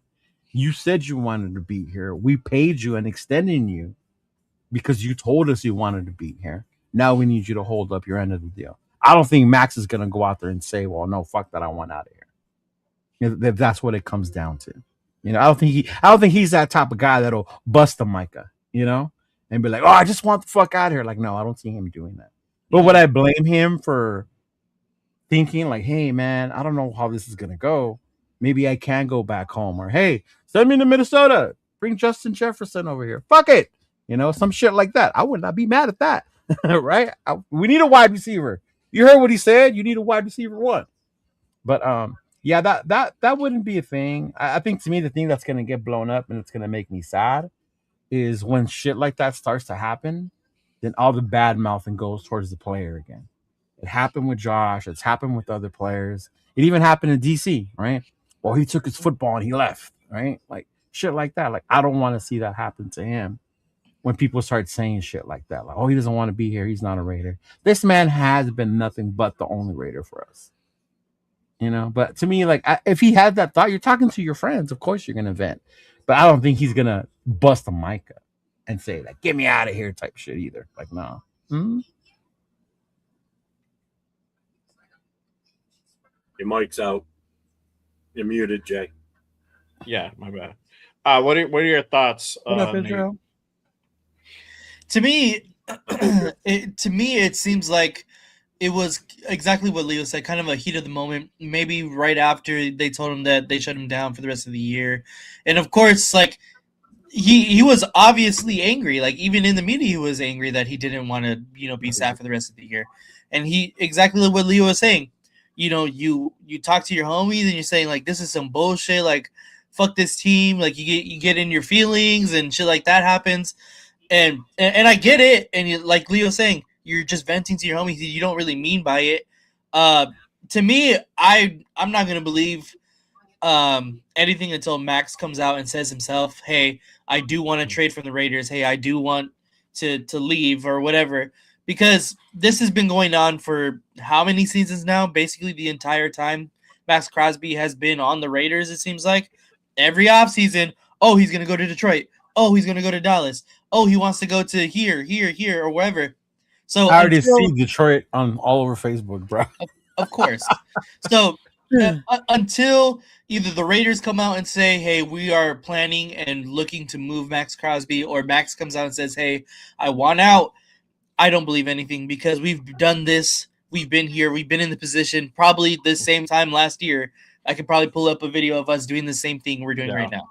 So until then, I'm not going to believe anything. So I'm going to take everything that we see from here on out as far as this Max Crosby situation with a grain of salt. So yeah. And before I get to Jeff, because I know Jeff's answer, right? My thing is also too, obviously we're, the Super Bowl week. There's not a whole lot of news going on right now, and a lot of it is also clickbait spun. They're trying to get and get the clicks, get the views. That's always going to happen. And I know, and Moneycheck said that they have a good Glazer and Max have a good. I think they have a relationship. I think they are friends. Yeah, but you also take that again, like Nate said, with the grain of salt, because at the end of the day, we know who Jay Glazer is. And he's a reporter, and he's part of the media. He's he has a vested interest in this as well. But if it came from guys like his real friends, guys that he rides with, like Terrell or Brogan. What's his name? Brogan, yeah, Brogan. Yeah, exactly. It would carry a little bit different, It would be like, but even with them, you're venting to your homies exactly at a time where you're just like, "Fuck, what are we doing?" That doesn't mean I'm gonna go on national media and telling everybody I want out of here. Yeah. And if this is a scenario where he really does want to be out, say that you want to be out, with there only being so much time, and literally the draft it's not that far away. It's really quick. If you want out, say you want out, and that way we can shop you. And if you care about the team, we also able to go ahead and get as much as we can, if that's the way you truly feel. And Raider Nation will go ahead and they'll be sad, but we'll move on. But even then, Jay, what you just said right now, right? You're gonna help us trade you somewhere that's gonna benefit us. Right. Remember what Derek Carr said, because he had a no trade clause deal, so he was gonna let us trade him so we can get something in return. And when it came down to it, DC said, nah, fuck that. Y'all gonna have to release me. And we ended up not getting anything. I think that situation is a little different, but yes. Yeah. No, I get it, but yeah. Because of McDaniels and I don't blame the shit that they were having, their bullshit that they were having. I think that marriage ended not amicably at all. I think that it kind of ended a little bit bitter. And just the way that DC got treated, the last couple games before the end of the season, that wasn't the best way to treat a guy who's been here 9 years. Yeah, totally. Right. Even if you knew you were going to move on, even if you knew you were going to move on, you just want to go ahead and give him that respectability because he's been here for a minute, and that kind of didn't happen. So, but my thing is this: if Max wants to go out, cool. Let it be known. Let it be known, and that way, the team can go ahead and shop you around. I think we're at a point that has happened so frequently. We just addressed it like 3 months ago, right before the trade deadline, with the Cowboys and whatnot. And so we're having to address it again right before free agency starts and draft. So it's like I think it's at a point where we have to address it. We cannot not ignore it. If they call, I think we should definitely listen to the offer. But my whole thing is always going to be like, if he wants out, let it be known, and then, hey, for sure, no hard feelings, and wish you the best. And there's going to be hard feelings. There's going to be some people with hard feelings. I would be sad. Some people are going to pop champagne bottles. This guy over here. Yes, this guy over here. Right?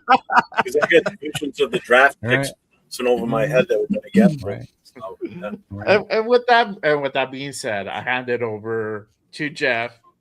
And Jeff, what is your feels and your thoughts about Jeff? I just saw your message.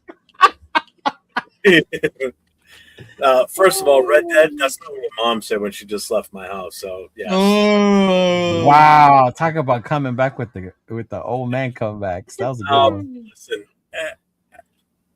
the fact that it was Jay Glazer putting it out there, the relationship he has with him, this is the most reputable person that's made comments about Max, even dropping hints, possibly wanting out of here. Right. Everything else has been fabricated by other schmucks on the internet, just putting stupid shit out there. Just for clicks, okay, this is Jay Glazer.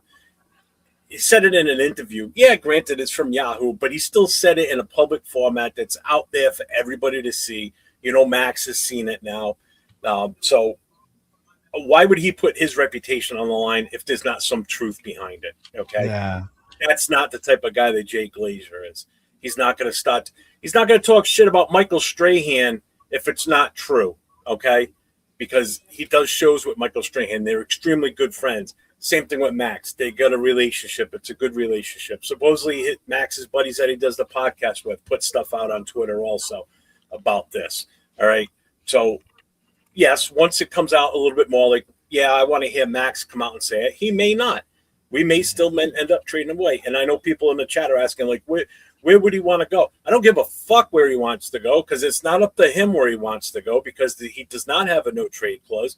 So it's the best deal that we're going to get for him. Plain and simple. I don't care if it's to the Jets, to the Cardinals, it's to the worst team other than us in the league. I don't give a shit. As long as we get a good return for what we're giving up, that's all that matters. The ball's in our court. They want somebody, a player of ours, that bad that they have such a high value for, then they're going to pay for him. Plain and simple. If we don't want to get rid of him, then we have to put it so far into their price range that they're not going to, and then he stays here. All right. So we still ultimately have the final say as an organization. The Raiders still have the final say whether he comes or goes. Okay. So if the Raiders really don't want to get rid of him, they put that value so high that a team says, "Oh shit, I'm not paying that." But if a team wants him bad enough, and they got the value to trade for him, they're going to do it. And again, if he says, "Oh, I want to go to New England," sorry, you're going to go to where we want you to go. I don't want him to go to New England for two reasons. One, I hate to pay for it. Two, I don't want the last pick in the draft for 2 years in a row in the first round. I want something where we're going to get at least in the top 10, preferably. I'm not trading him away for a first round 32nd pick in the draft or 31st in the draft because they don't win the Super Bowl.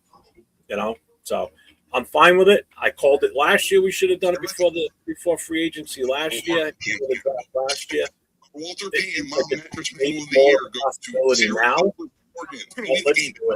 And if we do this and we do trade him away, then keep the number one pick that we have. Go get your guy Mendoza. And with these picks that we're picking up plus free agency, we build the team around Mendoza, and let's just go with it at that point.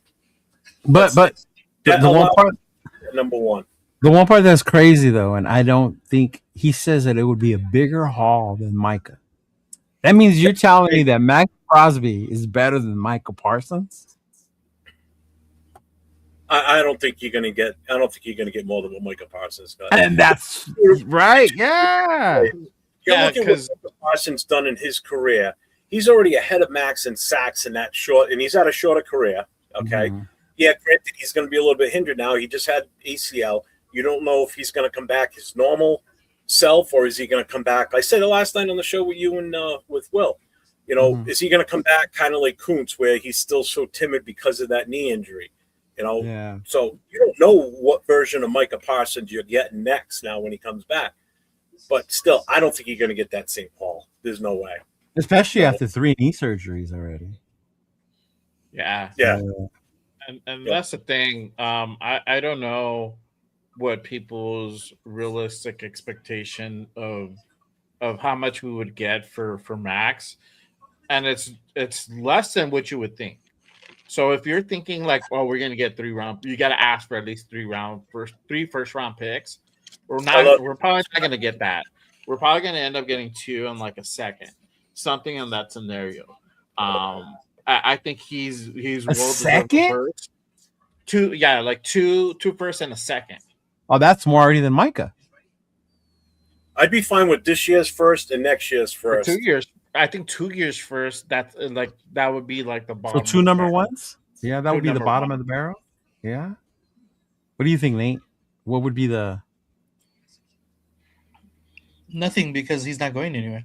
Just if you got offered it, damn it, dude. If I get offered it, hello? Oh, goodbye. Oh my God. See, this is why. Oh my God, this kid. That's what I'm doing. The number 1 pick, so we don't draft Mendoza. That's why. Honestly, I don't think we get offered 2 number 1s. I think we do. I think that's us as Raider fans thinking that's what he's worth. No, I think you I think they think they're worth 3. I've heard a lot of like maybe last year when Jeff wanted to do it, but not this year. I think you get maybe a 1 and a second. But I don't think you even get 2 number 1s, bro. Yeah. Somewhere around there, yeah. Because if you don't get 2 first, then there will be a first and a second. Yeah. You could probably ask for like another second. Yeah, I think that would be the absolute max, is a first and 2 seconds. That would be, I think, the most we would get. If that's the case, I want a first round this year, second round this year, and a second round next year.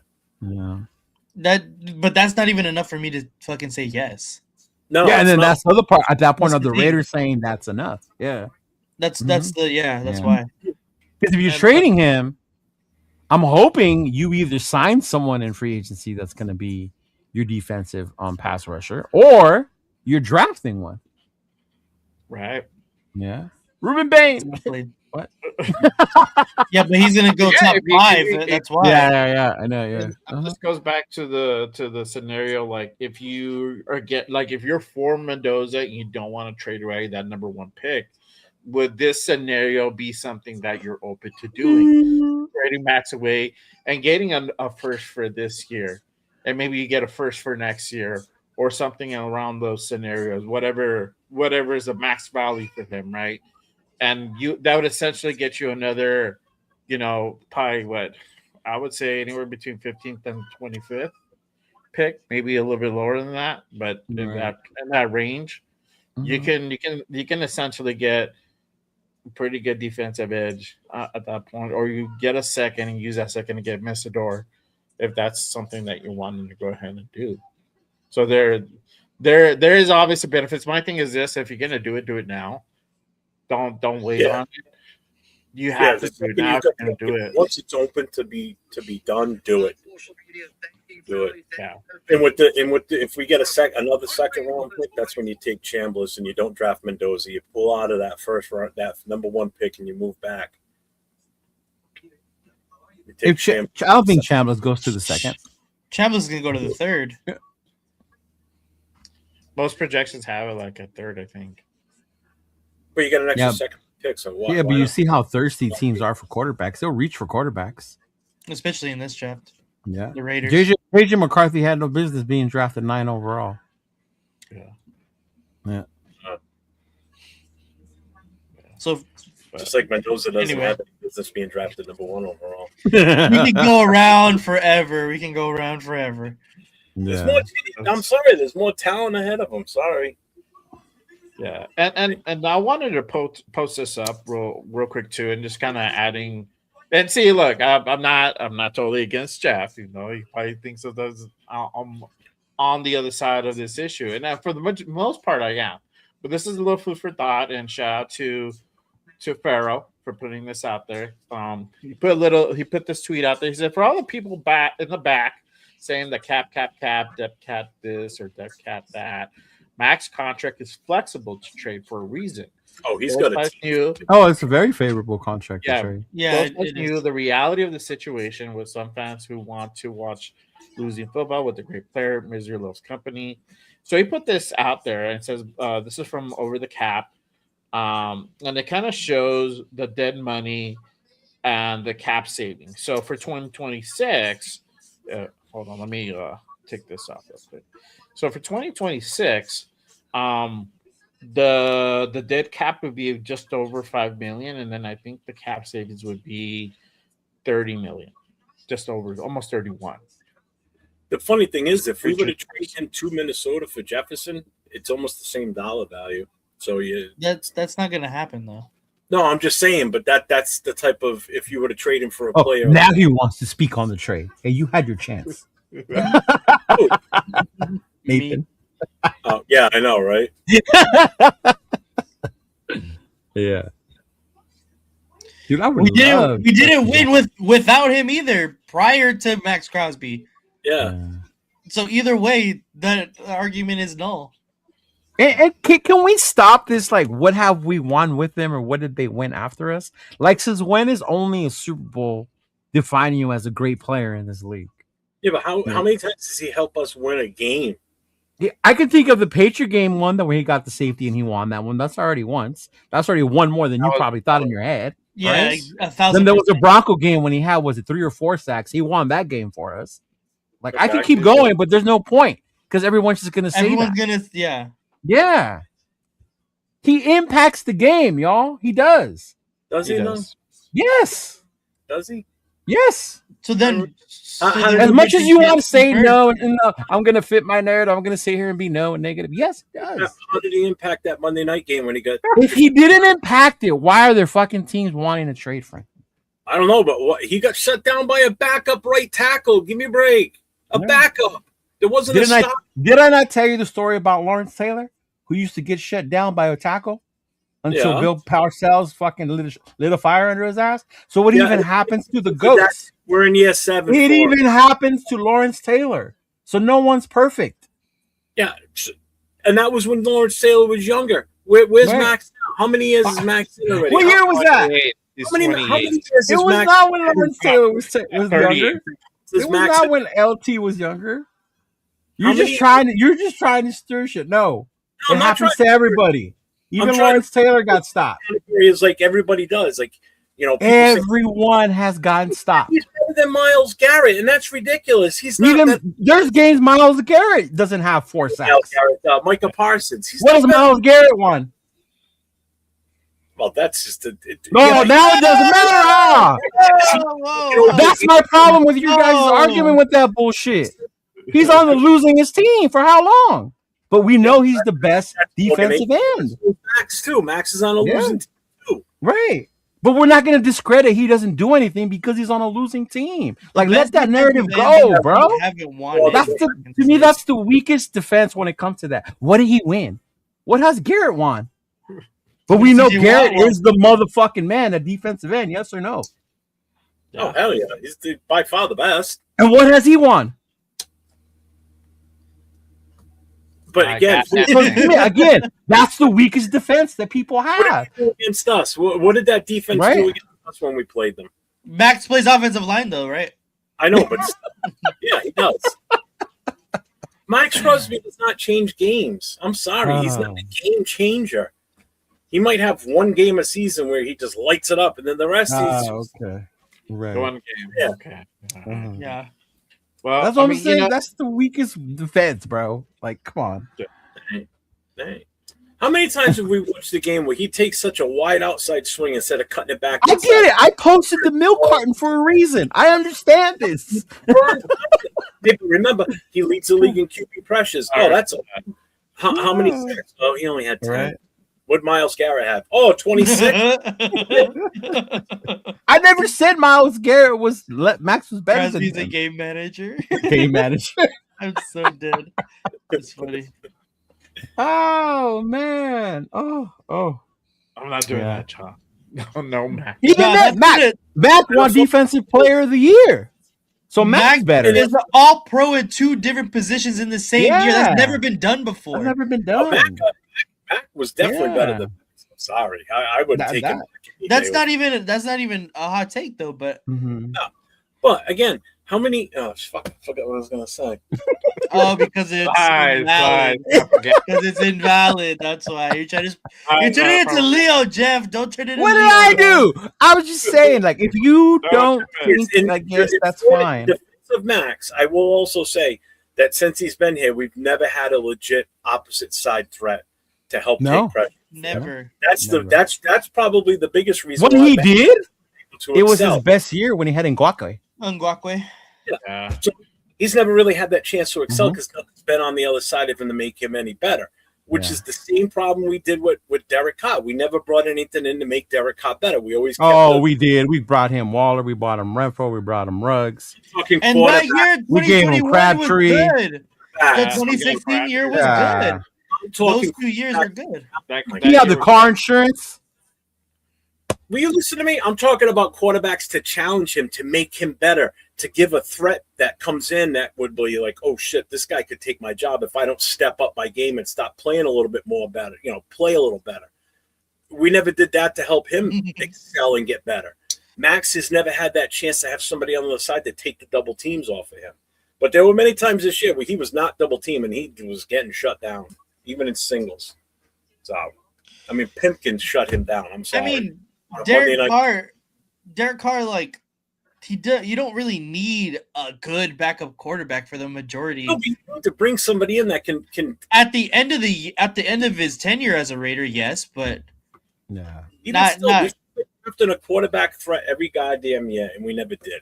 Well, yeah, because retrospectively, we didn't think that they would have no fucking plan, and that's Josh McDaniels' fucking fault. Yeah, that was their stupid. I honestly still to this day, I thought they really thought Brady was gonna come over here and play. 1,000%. 1,000%. And then when Brady did that video, out there, I'm officially retiring. They were like, "What the fuck? Yeah. What are we gonna do now?" And to kind of answer that, I mean, look, you got a guy who was out there, Jim Schwartz, and that might be a guy. And this is a thing where I don't understand, like, where it don't make sense too much. Where Max would want to go ahead and dip out now that we went out and got Kubiak. We could potentially go out and get a guy like Jim Schwartz, and now I think you have. And I saw this the other day that I think Hendricks is out there available as well, and I think he's a free agent. On his deal, I don't think it's I don't think he's like Hendricks he wouldn't be an upgrade to Max. No, it would just be a compliment though. Yeah, Hendricks is just straight pass rush, bro. He cares less about stopping the run. He's like Tyree, just a bull rush. That's the only move he's got. No, he gets there more than Tyree does. Yeah, Hendricks is better than Tyree. Yeah, he's going to get there for sure, and that's what you want. You want, like Jeff was saying, you want somebody to go ahead and take some of those double teams off. And if you got 2 guys on the edge, it's going to be hard for that to happen. And a better tackle too. That's the other thing. We need a better defensive tackle too. That would help big time. Playing up, There's a couple in the draft. There's actually a few in the draft, but yeah. So I don't know. I mean, with like I said, the Max, if he wants out, let it be known. We'll get that. We'll get that situated. 100%. 100%. But let's go. He said we can use a Noah's Ark draft, 2 of everything. For Oh real. God, no. We really Hey, could. sometimes that's what it sounds like, bro. It's almost like we need an expansion team draft. We're just gonna Yeah. flush everything out the toilet Honestly, and get though. an entire new team. Like, what the fuck? You know, when Like, you yeah. finish when you finish dead last in the league and you get the number 1 overall pick, you should get like an extra pick at the end of every round. It's like a Honestly, I wish the NFL would do what the NBA does, a lottery. So you're not guaranteed the number 1 pick. No, that's fucked. No, fuck that. 'Cause again, After what we just went through, no thanks. no. Definitely don't trust that. Because there definitely will be no more tanking, right? Because that shit, well, it gets you more entries. The way the NBA works, the lower you are, the more entries your name goes in the bubble Yeah. thing. But I think we all saw that shit can be rigged, though. Mhm. Yeah, Dallas. Dallas. Hey, Yeah. you. Dallas. Yeah. Fuck out of here with Dallas get that shit. Uh-huh. But yeah, but as you know, it's Super Bowl week, and Super Bowl's coming up, and our future Go head Seahawks. coach is coaching in the Super Bowl. But what I just wanted to go ahead and get your guys' takes for this Sunday's game, having been the final game of the season. Who do you guys feel is going to win? What do you think the spread's going to be? What do you think this game is going to look like? Is it going to be a back and forth battle, or is it going to be one sided? I'll start with Jeff. What are your thoughts for My this Sunday's game? Screw the Patriots. Fuck the Patriots. I want to see our potential new head coach win, so there's no doubt that he wants to leave Seattle because he'll be like, okay, I won a Super Bowl as an offensive coordinator. I'm out of here, guys. See you on the field. And, yeah, Seahawks win it. And I don't know, man. I'm having a feeling this might be a closer game than some people think. That's what I'm saying. The Patriots defense is pretty damn good. And thanks to the players we didn't retain that over there and made them The New England Raiders. And just for the record, looks like Thea Mumford's going to actually be starting in the Super Bowl, former Raider, on the offensive line. And obviously, we all know what the Seattle's defense looks like. I mean, they're pretty damn good in themselves. They got really good corners, man. I think what it's going to come down to, a battle between McDaniels and Kubiak on who adjusts better at halftime. Agreed. I think this is going to be whatever offense adjusts best at halftime is going to be the success around this one. Say nothing. You don't have to. It's sticking. Your nickname is sticking. Jesus. As far as the score, I'm going to go Seattle 24, Patriots 21. I think it's a field goal difference. And that's that's right around What'd you say? 25.5. What'd you say the score? Jeff? 24-21. 24-21 Seahawks. 24-21. 24-21. I think it's going to be a deal of whoever's got the ball last is going to win this one. I can see that. What about you, Leo? What are your thoughts on this Sunday's game? Well, it's Propaganda Raider. Propaganda Raider. Propaganda Raider feels that New England's gonna win this fucking game. What? Yes. Yes. I don't want them to win, but I think they're gonna win based on their Because it's defense. And they're gonna blitz, get to Arnold. Patriots. Mhm. That's why. You're gonna see Arnold. Chason might end up the MVP of the game. You know, who knows? That right? would be crazy, bro. Right? That would be crazy that we got him. We had him. I don't think it's a lock to the Seahawks the way everybody thinks it is. Mm-mm. Yeah. For cheap. Yeah. Too. I'm not a Pats fan. Get him, Big Luck. Get his ass. Jesus Christ. Oh my God. Mhm. Yeah.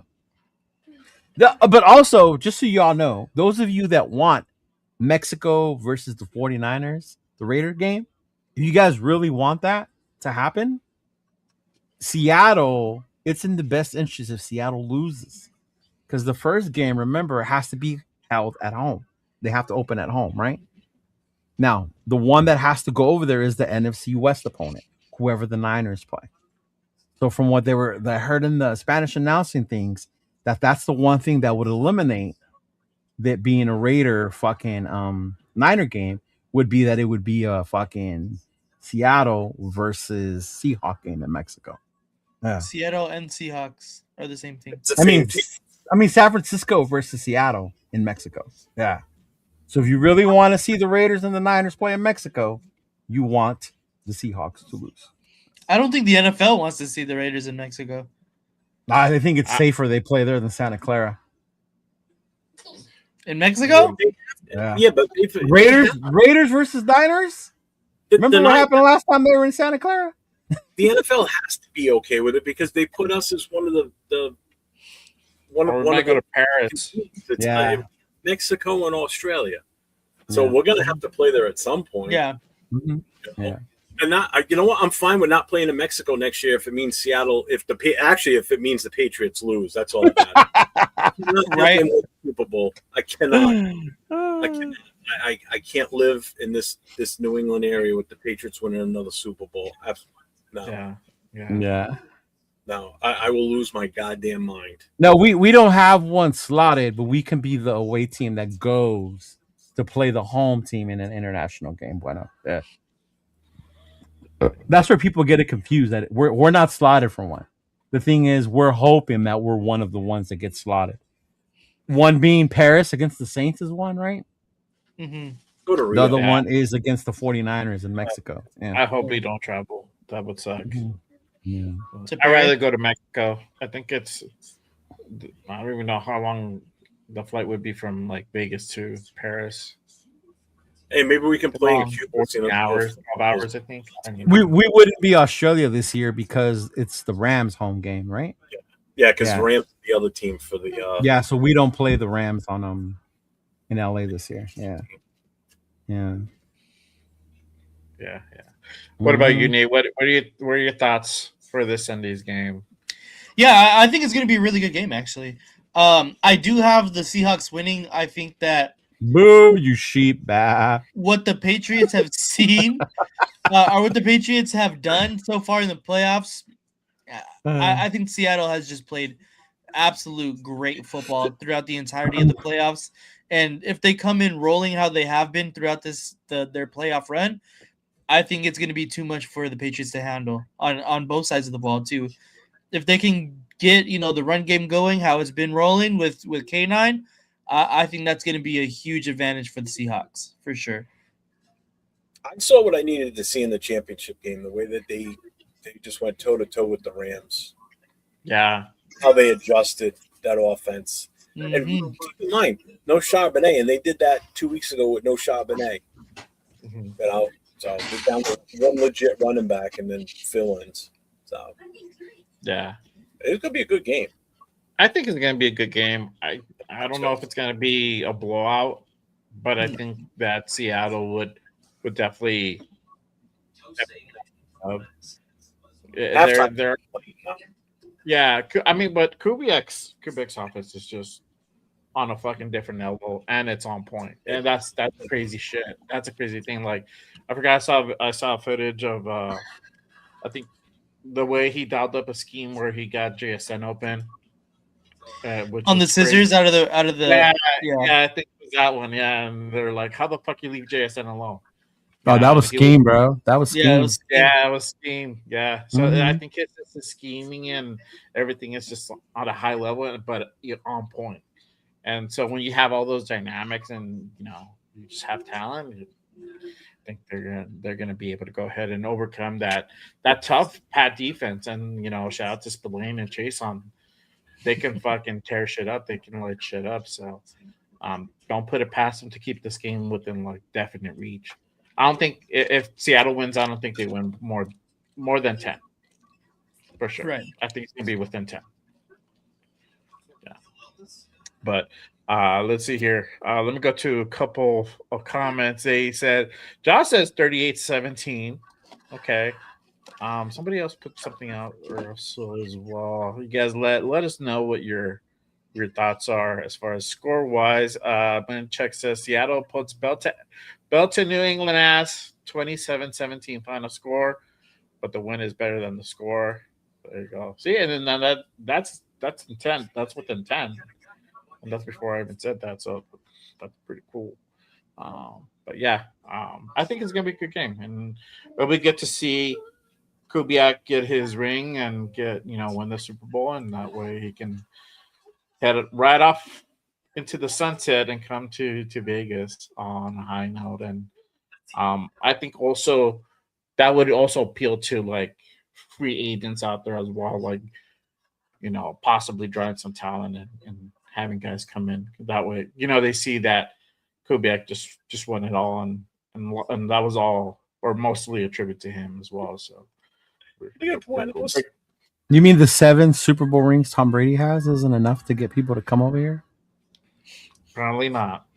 Yeah, because they're not Raiders Super Bowl wins. 63-21 is crazy. People gets fired though. 31-13. A lot of Seahawk fans in the chat. Fucking Seahawk fans. I have not paid attention to local media for the last week and a half because I just don't want to hear it. With Walker throwing a touchdown pass. Patriots did. Shut up. Yeah, but let's kind of go into our kind of our final segment here. We're gonna grade some mock drafts, and Leo, you said you wanted to go ahead and I'll put it up. Yeah. Mm-hmm. Yeah, I'll read it. So, but yeah. All right, so we're gonna go ahead and grade some mock drafts. Stop arguing with people about Khalil Mack because people swear. What did Khalil Mack do since then? Jack, What has he done? Won Defensive Player of the Year, 100+ sacks, 50+ first fumbles. I mean, 3-time All-Pro. No big deal. Yeah, but he didn't win a Super Bowl. No, I know, right? God forbid. What are you talking about? Khalil Mack. Hello, Mac. Yeah. Go for it. Put it up.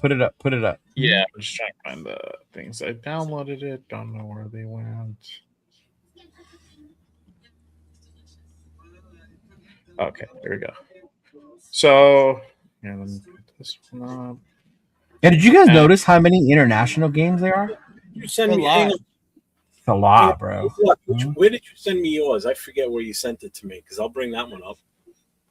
The Rams have the 13th and 29th. 3 times. Tim. Big Luck just said something in the chat, and I'm just responding to him. Oh, all right. So this is the first one. This is A. This is A, yeah. Okay. All right. So just so we're clear and everybody knows what's what or whatever, right? So the Raiders originally had these picks, just so you guys know, right? This is before the trades. So you guys know where we're at. We're number 1. We're number 36. We're picking 4th in the second round. We're 67. So we're picking 3rd in the 3rd round. 102. We're 2nd in the 4th. We are 117. We are 17th in the 4th. We are 134. We are 34th in the 4th round, right? And then we're 174. That's in the 5th. 180 in the 6th. 183 in the 6th, and that. So we got a lot of picks in the 4th, right? So that's where we are. Okay. So according to this one here, it looks like we traded our number 1 overall pick, right? We went down to 10. And looks like we'd made multiple trades because we also have the 16th number overall pick. And it looks like we have the 35th would be our normal one. No, that's part of the trade as well. Yeah. That would be part of the trade as well. And then it looks like we are back in it again. So it looks like multiple trades here. We ended up with Dallas's first round in 2027.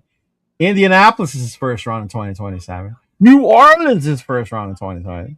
And the Jets' first round in 2027. I would not be mad at that alone without looking at who they picked. Oh, that's a lot of first rounds next year. I'm just saying, without evaluating the players they picked. Not to mention Cincinnati and Tennessee's second round picks. But let's go to the players. So with the 10th overall pick, they took offensive tackle out of Utah. Highly coveted tackle, right? Spencer Fennell coming out of there. Okay. And then they went and they grabbed the big boy out of Miami. Right? They bagged fucking big old Francis. Number 35, they took Christian Miller, another fucking offensive tackle. Jesus. So that's 3. So 3. I have a feeling this is Jeff's. That many tackles? Jesus Christ. Right? And then we're going to go again. The next pick, we're going to go to the corner, address the defense. I like that. Brandon Chase. All right. Wide receiver, Chris Oh, man, out of Tennessee. If we're trading to get Tennessee wide receivers, people, did we not learn about Tennessee wide receivers? But hey, whoever did this must like Tennessee. We're just going to leave it at that, right? Okay. Josiah Trotter, good. Linebacker. I like that. We need a linebacker. Carson Beck. Yeah. So we skipped on Mendoza and the other quarterbacks, and we decided to go with Carson Beck. I don't know. Carson Beck seems to me like a good old Stetson Bennett of just did good in college. I don't see no much upside to him in the NFL. So taking him that high even to me, I think is a reach. But right. And then we got Gabe Jacas, an edge. Then we got Adam Randall, running back out of Clemson. So we went for a running back to go ahead and help our boy. Right. Then we got Wydell Williams, safety. And then we got the linebacker, Eric Gentry, out of the linebacker. So before I pass it on to you guys, I would just want to say I like the future, but I hate that we didn't address wide receiver better than at the Tennessee guy that later in the round. I would have liked to have done it more. Maybe not so many 3 tackles in the beginning. Maybe use one of those for the kid out of USC, right? Maybe use one of those for him. Like that's right. Like I would have done that. But I mean, you guys, what do you guys think when it comes to this mock draft so far? Really quick, should we have the chat graded? Yeah, give us a grade. Yeah, chat, give us a grade. Mm-hmm. I think the biggest value is what you got draft picks for 2027. That's exactly what I was going to say. That's a lot of picks. Dude, we're getting like every quarterback in 2026. I know, right? We're taking all of them. We're getting them all. We're getting them all. Look at the teams that are involved in these. We basically could pick the first 1, 2, 3, 4. We could have the first 6 picks in the draft, 7 picks in the draft. I forgot Tennessee was down. Yeah, when I saw the Jets in them, I was like, dude, big luck reads to the D. First, F minus. Damn, John. That's harsh, bro. I think the best part about this draft is definitely the future picks that they got.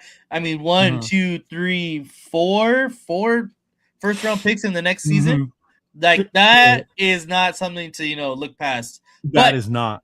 Again, like you said, so many tackles at the first top 2 picks that you traded back for. You traded back twice to draft 2 tackles. It doesn't really make sense. Yeah. So yeah. Signs of hot dog water. I would consider the first hot dog water of the offseason the pick of Carson Beck at quarterback. Yeah. Are we going to reveal who this is now, or are we going to wait? No. We could do it afterwards. Yeah. I mean, if you want to reveal it now. Yeah. Don't matter to me. You guys want to know whose it is now? What did they say? Well, let's just wait for Dixon threw tomatoes and said, "This is a Mike Mayock draft." Ross said, "This is the worst draft since 1965." Oh, Pig says Beck is the only one I advise against. Brazil could go higher. Team loves him. Yeah. So Bueno sent me his. This is his round 1, round 2, and round 3. What does it say? Hold on, let me. Oh, kicker, tight end, and halfback. Stop, Bueno. He was listening. He was listening yesterday. Z plus. A Z plus is funny.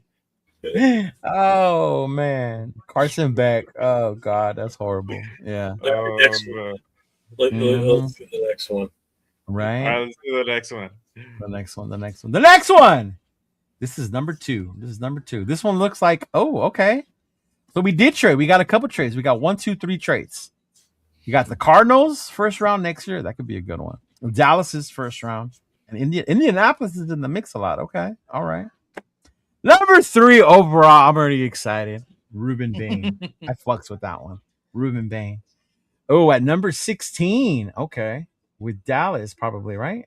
Mm-hmm. Mekhi Lemon, wide receiver out of USC. That's a great pick. I like him. I like those 2. So there's the edge. Anthony Hill Jr., Texas linebacker. Okay. Addresses the O-line, right? Dunker at tackle. Big guy out of Iowa. He is highly coveted. I did see a lot about the Iowa guys. Trinidad Chambliss. Okay. Taking him. And then, of course, another center, Connor Liu. out of Auburn. I don't know much about him. Got to look him up. And then Devin Marshall, cornerback out of North Carolina State. Kaleon Black. Oh, I like that one. That's the kid out of Indiana. Mm-hmm. I like that one. That's a good complimentary to Genty. I like that one. Safety, Deshaun Singleton. Nick Barrett, defensive tackle. Edge. Is he related to Warren by any chance? Oh, I have no clue actually. Oh, okay. And then Eric Gentry again, the linebacker out of USC. Okay. I like this one. I'm not gonna lie. I like that you have future, and then I like the top 2 picks. I'm not gonna lie. I really like the top 2 picks, and I don't mind taking Chambliss that late either. Yeah, that's cool. I like that one. I fucked with that one. Mm-hmm. Okay, and then this is the third one. You're gonna let people grade that one. Yeah. Chat, grade that last one. So make sure you guys go ahead and grade this mock A, B, C, D, or F. Somebody said, I think this is Jeff's mock draft. Was it the second one you think is his? Sosa? Is that your one? Or who do you think it is? Or do you think the first one was Jeff's? Yeah. The first one for sure has to be. Okay. Oh, I don't know. This one, taking Chambliss. Yeah, maybe. Dixon grades this one a B. Okay. All right. Second, a B minus. Big luck. Okay. Dunker is a guard. Is he a guard? Dunker is a guard. Yeah, he's projected to be a guard. Okay. All right. Bueno B plus. Mine was still better. Pig likes that one. Lots of value. Oh, Edgar thinks this is Nathan's draft. Oh, interesting. Troy. What makes you think it's Nathan? Right. Looks like Nate's draft. A minus, Troy. Okay. All right. Come on. Connor Liu was the best of that draft. Oh wow. That's it? That's all you think was the best in that draft? Damn. Yeah. B, Edgar Sosa. And Lewis thinks this is my draft. Okay. First one was Jeff. Second one was Nate, according to Edgar. Okay. All right. So it looks like the majority of you like the second one more than the first one. Okay. All right. And this was the third one. And this is the third one. The third one is a little less into the future, y'all. So there's not much. There's trading, but more in this year, not so much next year. Mm-hmm. It looks like the only one, which I'm gonna try to understand. So we just swapped from 1 to 5, and got their second next year. Is that how that works? No, because there's still 2 first picks. There's still 2 picks in the first. So Arizona gave up 2 first rounds and a second next year. Is that what I'm seeing? No, how the hell did that work? Yeah, that's what I'm trying to see how that one worked. I don't know how that worked. Maybe we'll figure it out. Or somebody in the chat, if you know how that figured out. But yeah, exactly. Cold War. I needed that one explained. I didn't get the full details. But anyway, Arvel Reese at number 5 is a fucking steal if he falls to number 5, right? Part of the trade also, we ended up with 16 was the big guy out of Miami, right? Defensive tackle Lee Hunter. I like that one. I like that kid. I like that one. Chris Bell, wide receiver out of Louisville at 36. Keontae Scott. Ooh, good corner out of Miami. Very good. At 44. Running back Emmett Johnson out of Nebraska. Huh. Slept on. He's one of those. Yeah. Okay. Darrell Jackson, defense. Okay, another D tackle. I like that, and it's further up this year. Mind you, we got 2 last year, so it looks like we're stacking up on those. Gabe Jaka slept on edge out of Illinois. Mm-hmm. I think he is a slept on edge out of Illinois. And then Matt Golbin, center out of Michigan State, and Garrett Nuss. I didn't see that. Garrett Nussmeier. I like that. Woo! I like Garrett Nussmeier at 124. Okay. A guard, right, out of Oklahoma. Bond, wide receiver, Boston College. Okay. Another D tackle. Jesus Christ. Somebody wants to really beef up the trenches on this side. Nick Barrett. And then Jay Sean Barham, edge out of Michigan. Okay, I like him. Okay. This is not bad. I like the value of Nussmeier at the end. And obviously Reese. You know, how long have I been screaming for a linebacker? But that D tackle too out of Texas Tech and that running back. Yeah, I like this one. That's not bad. I wish it would explain how the trade worked. Yeah, because how did we end up with so many and then the second? Unless we got multiple first, second, and third from Arizona. I'm not sure. Yeah. Yeah, I'm trying to figure out. I think that's what it is. We got their first, we got their second, and their third this year, and their second next year, from what I can tell. Maybe. I don't know. Yeah. I'm just trying to figure out the 5 to the 16. How? Because the 16, that's the Jets pick. The 16. Is it? That's what I'm understanding how that came up then. Was So it wait a minute. So whoever this is, did they trade? Wait a minute. They must have traded with the Jets and then turned around and traded with Arizona, but didn't give up the 16 pick. There has to be like a double trade back. They had to have traded out with the Jets. Right? They probably traded with the Jets, and then from second traded back even more, like again. So a double trade back. That would make sense. From 2 to 5, and then Look, they got there's 2 picks in the second round, 33 and 36, actually plus the 44. Yeah. Whichever has the most trade back is guaranteed Jeffs. Dixon liked this one, gave it a B+. Weber said not flashy but solid. The brother with the silver shirt drafted this one. That would be you, Nathaniel? Okay. Yep. Yeah, I like Lewis Bond, great zone breaker. Okay. Troy said a B+. All right.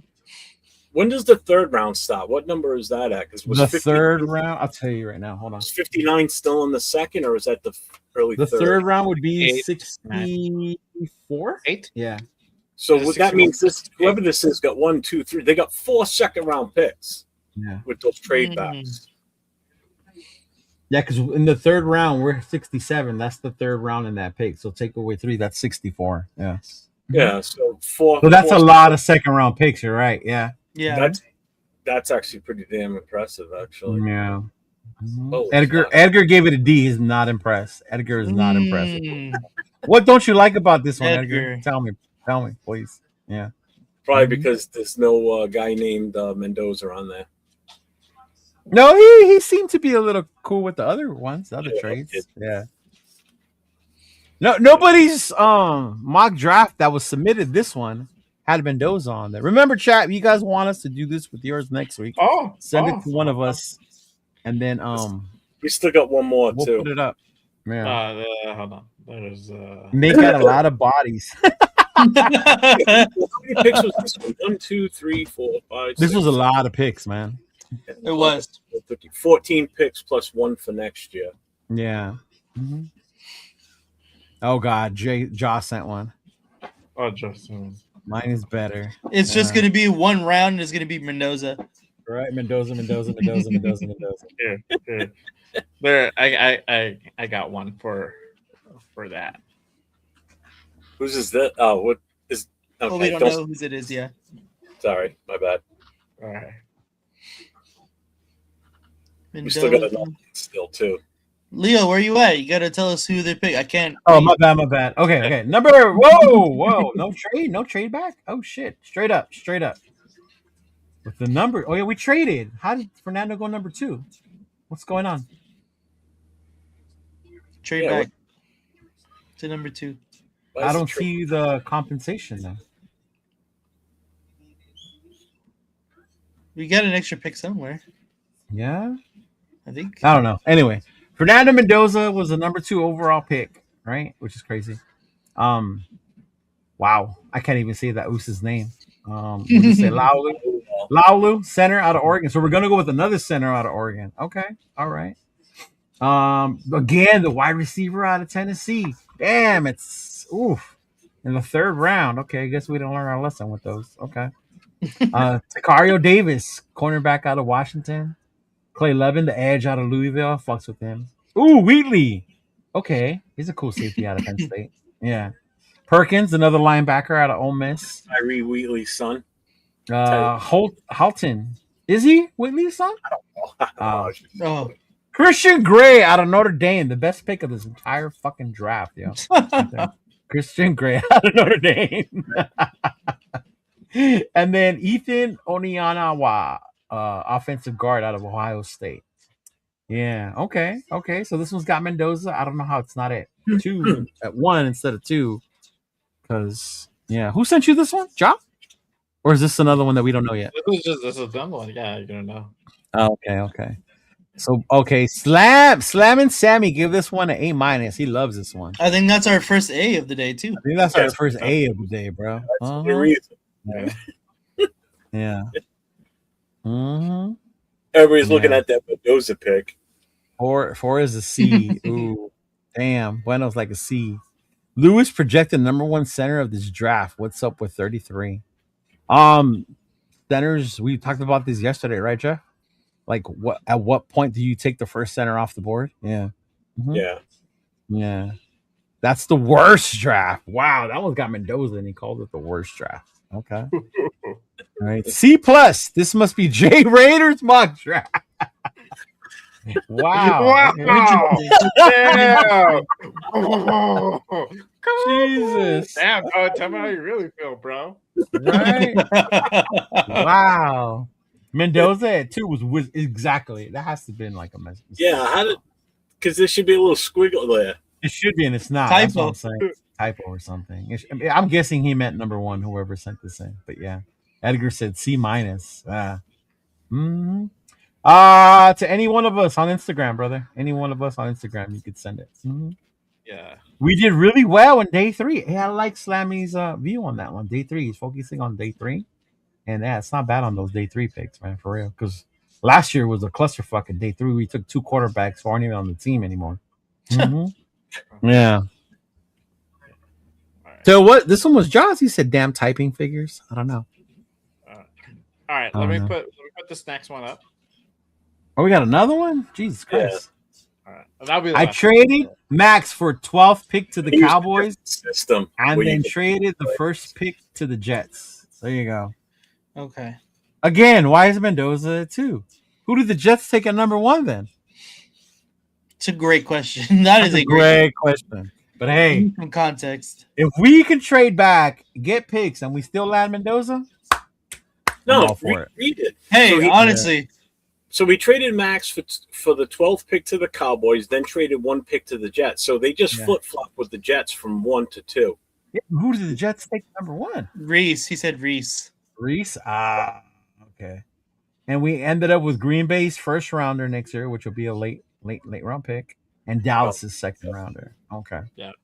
So he got Fernando Mendoza. He still got his guy. He got the big tackle out of Miami. Cornerback, Delani. Okay. All right. Ooh, at 16. Okay, shit. Out of LSU. All right. Yeah. The edge out of A&M. How? That's a good one. I like him. Mm-hmm. Wide receivers. D tackle Miller out of Miller. Georgia. I like him too. I like him too, right? Golday, another linebacker. Okay. Lawson, another linebacker. Jesus, somebody wants to. Okay. We'd be a safety. I like that one earlier. Logan Jones out of Iowa, right? Demings, okay. Corner. Then you got Jalen Farmer, offensive guard out of Kentucky. Nick Barrett, defensive tackle out of South Carolina. And then Markel Bell, is that the offensive tackle out of Miami? Offensive tackle, yeah. The offensive tackle out of Miami. Yeah.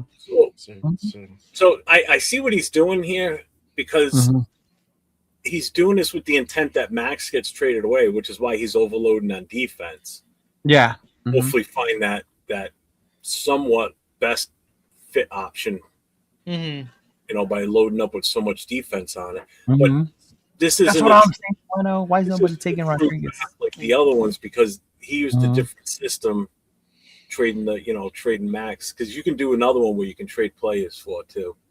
Yeah. What the fuck it said. No running back. That was a shock too. No running back. No running back is And why is nobody taking Jacob Rodriguez? No wide receiver. That's the one person I wish I would have reached on, knowing like if I didn't get him. Yeah. But that's the one person I think we need to trade or give. Is right. Rodriguez. Yeah. B plus for Ja. Look at Ja. Okay, Jeff sent draft on Instagram. Yeah, I got Where's it. the running back at? Ja got a C plus. Troy gave him a B. The max trade was not clear. We need more moves. Someone took my guy AJ linebacker. I was so close, but I took Jake. Okay. You know what, Ja? Just because you can kick my ass, A plus. I didn't because I didn't reach. Okay, big luck. Okay, this is solid. Can take free agent running back. They're the backup anyway. Okay. Yeah. All right. Mm-hmm. So should we reveal each one? Yes. Reveal them. More. All right. I'll More start down from there. the beginning. I'll start from the Hey, beginning. go ahead. Go ahead, Jeff. Well, there's still more. Now, More. did you add another one? Yeah, I just added one more. I added Okay. money. Oh, my bad. Okay. Yeah, there it is.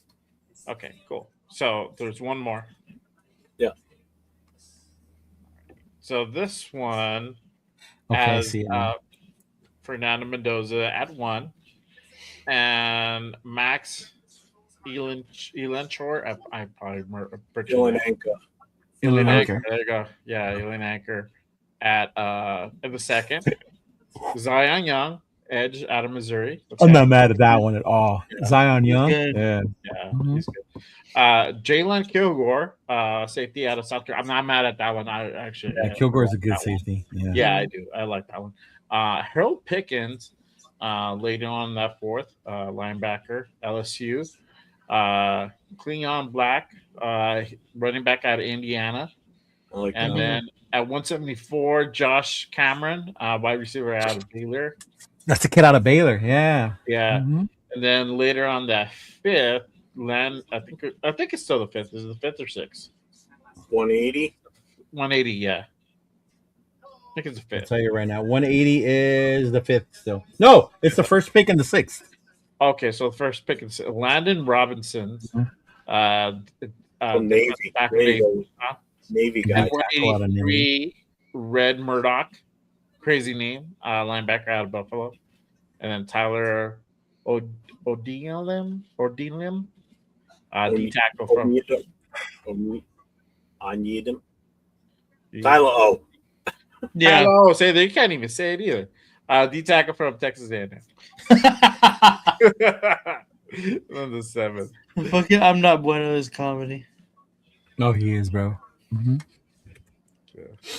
That's actually a good draft. D plus. That shit is so funny. Y'all gave it a B. Edgar gave it an A minus. Luis said that last one was the best draft that y'all showed. Mm. That's a good one, honestly. I really like that. That one was good. That one was good. I'm not gonna lie. I don't All right. want money. Smoke. To reveal who these were, this one here was Money Chucks. This one was Money Chuck. This one that we have up right now. Yeah. Okay. That's it for today, y'all. Y'all want to submit more? Go ahead. We'll do them again next week. Yeah. Mhm. Yeah, for sure. We could do that. So I'll go back to the first one. Mhm. Okay. Go This ahead. one, This is- guy Leo, you know who it is, right? No, I don't. I can't. I'm ecstatic about 2027 seeing this. This, yeah, I know, right? I know, for real. This was Jack Kennis. That was Jack Kenneth. Okay. Yep. He sent this to me a few days ago. Jack Kenneth took. Oh Yeah. my lord. So it wasn't me with all the trade backs and adding He on. took Carson Beck. I can't see Jack Kent as a Carson Beck guy. Like, why would you take Carson Beck? I don't understand that. Because he went to the Natty. But that's Jack Kennis. Probably. Yeah. Yeah. Who was the next one? This I'm kind of disappointed. Jack didn't take more Notre Dame players. I will tell you this. This one here is somebody up here. Raise your hand if it's yours. That was Yeah. mine. This one is mine right here. Yeah. Everybody thought that was mine. And actually, this one was probably my favorite. No lie. Yeah. Yeah. No shit. John did say that without even knowing whose it was. He did say that. That's so funny. Oh, he did. He did. I Say that like shit. this one. I like that draft from Nate. Yeah, it was a good one. I really liked it. This one is someone on the panel also. So raise your hand if it's yours. This was That was mine. Jeff. So So can I you can explain the trades? I will explain the trades. Okay. So first, I traded with the Jets. Okay. So I went from 1 to 2, got their other first rounder, number 16. Okay. Then I saw obviously who the Jets took, and I said, When it got to me at number 2, Arizona offered me the trade, and they offered me their 33rd and the 5th. So I said, all right. And they offered me their second round next year. Plus I also had the Jets' first rounder too for next year. It's not on here. Yeah, I know, because I traded it back away. Oh Lord. So I got that extra. I took that one. That's when I took out Reese. 16, obviously, Mo guy. And then I traded out of one of the other moves, and that's when I ended up with the 44th, the 59th. What I did was I traded away that first rounder. Okay. I traded away a first rounder next year, the one from the Jets. No, not the Jets. They gave me the Dallas first rounder. I traded away that, and I gave them that, and I asked for a bunch of other. I got 44, 59, 83, and 106 all in one trade for one pick next year. So I ended up with 4 draft picks this year for one pick for next year's draft. You traded a number 1 pick next year for a bunch of second rounders this year and a 4th. Interesting. Interesting. But again, they were all second round This year, but nothing next year. What you had for next year, you traded back in to get into this draft. Yeah, because I knew we needed the bodies, which is why you look at what I did. Like grabbed additional offensive line, defensive, grabbed the wide receiver fairly early as I could, which allowed me to get the running back. I already knew I was going Newsmeyer at this point. I had already planned on taking him by not taking what do you call it? Mendoza first. I already knew I was going to take him or Chambliss. Chambliss went too soon for me. Why didn't you get Beck? Run it back. Huh? Why didn't you get Carson Beck? Because I don't want Carson Beck. Cade Klubnik. Cade Klubnik is another. I haven't heard much about his performance, though. Him or Aller. I heard more about Nussmeier looking better than the other two. Yeah. Yeah, and that's mine looked pretty cool. Yeah, Edgar said F for trading the first rounder next year. Mm-hmm. Yes. And then this one was who? This one was also on this panel. Oh, Leo? Oh, That's okay. Do you see where it says Mendoza? Do you think that's Leo? I was like, what? Well, I have one where I traded back, but so why did you get Mendoza at 2? Okay, so this is the thing, and the good question you guys brought that up. I did this mock early December before we secured the number 1 pick. Oh, Lord. Yeah, that would explain why we're 233. Confused. I'm like, how the hell did he pull that off without doing a trade? Did you not learn your lesson about Tennessee wide receivers? that was all that for that one. He was the best offensive player or offensive wide receiver available at that particular point. You didn't answer my question. Did you not learn your lesson about Tennessee wide receiver? What else was I supposed to do? I already got a center at that point. Now I'm like, I don't know if I want to get a tackle at that far high up. But yeah, you don't know if you want to get a tackle that far up. Yeah. I think the interesting part to me is taking a center at that point, which I don't mind. That kid's a good player. When we just took one 2 years ago. So we're going to keep JPJ at guard and use this kid at center now? Or same thing can be said for Linderbaum. So if we signed him, why are we drafting a center so high? And that goes to either You did this in December.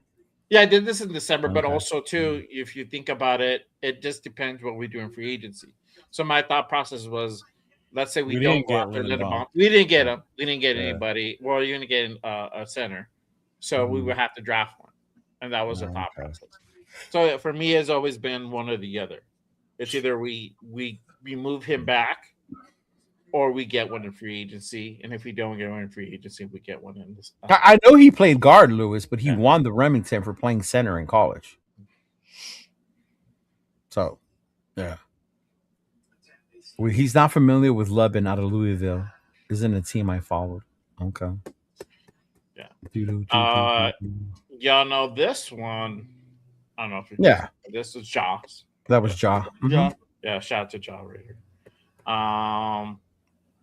What? See, that's why I don't like doing mock drafts. You read Ja's comment? No. Oh, okay. When I did my mock draft, Bane ended up 14th. Pick crazy, but it was between offensive attacker Bane. I chose offensive tackle because Miller might get injured midseason. I had to risk it. See, and just for that alone, I don't like your draft anymore, John. Bane was available to you, and you did not take him. You could have had Mendoza and Bane and made us both happy, John.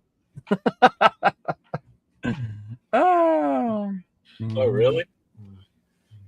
Did you post other ones, Jeff?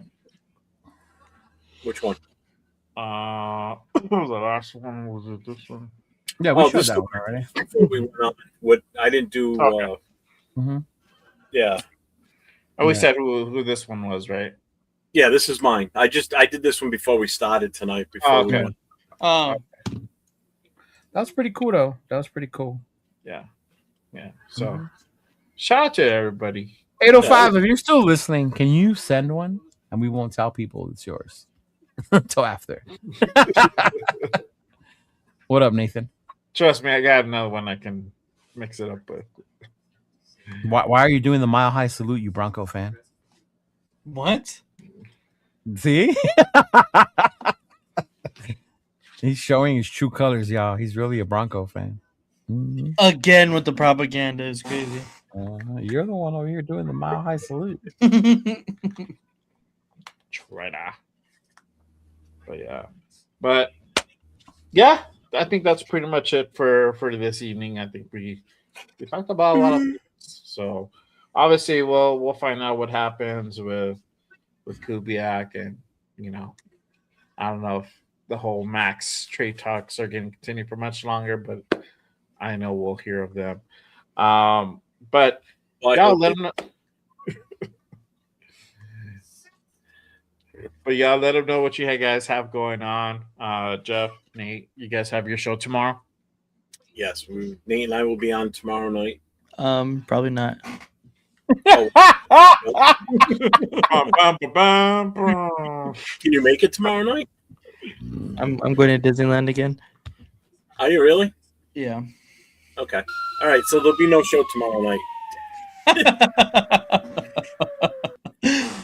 That's funny. It needs a crash noise. The what? It needs a crash noise at the end of that. There you go. Oh, wow. Don't make me piss everyone off with my trade backs. That's why I want to see. Try to beat Jeff's record from last year. What was it? 29. 22 or 23? That's crazy. It was 20 last year. Damn.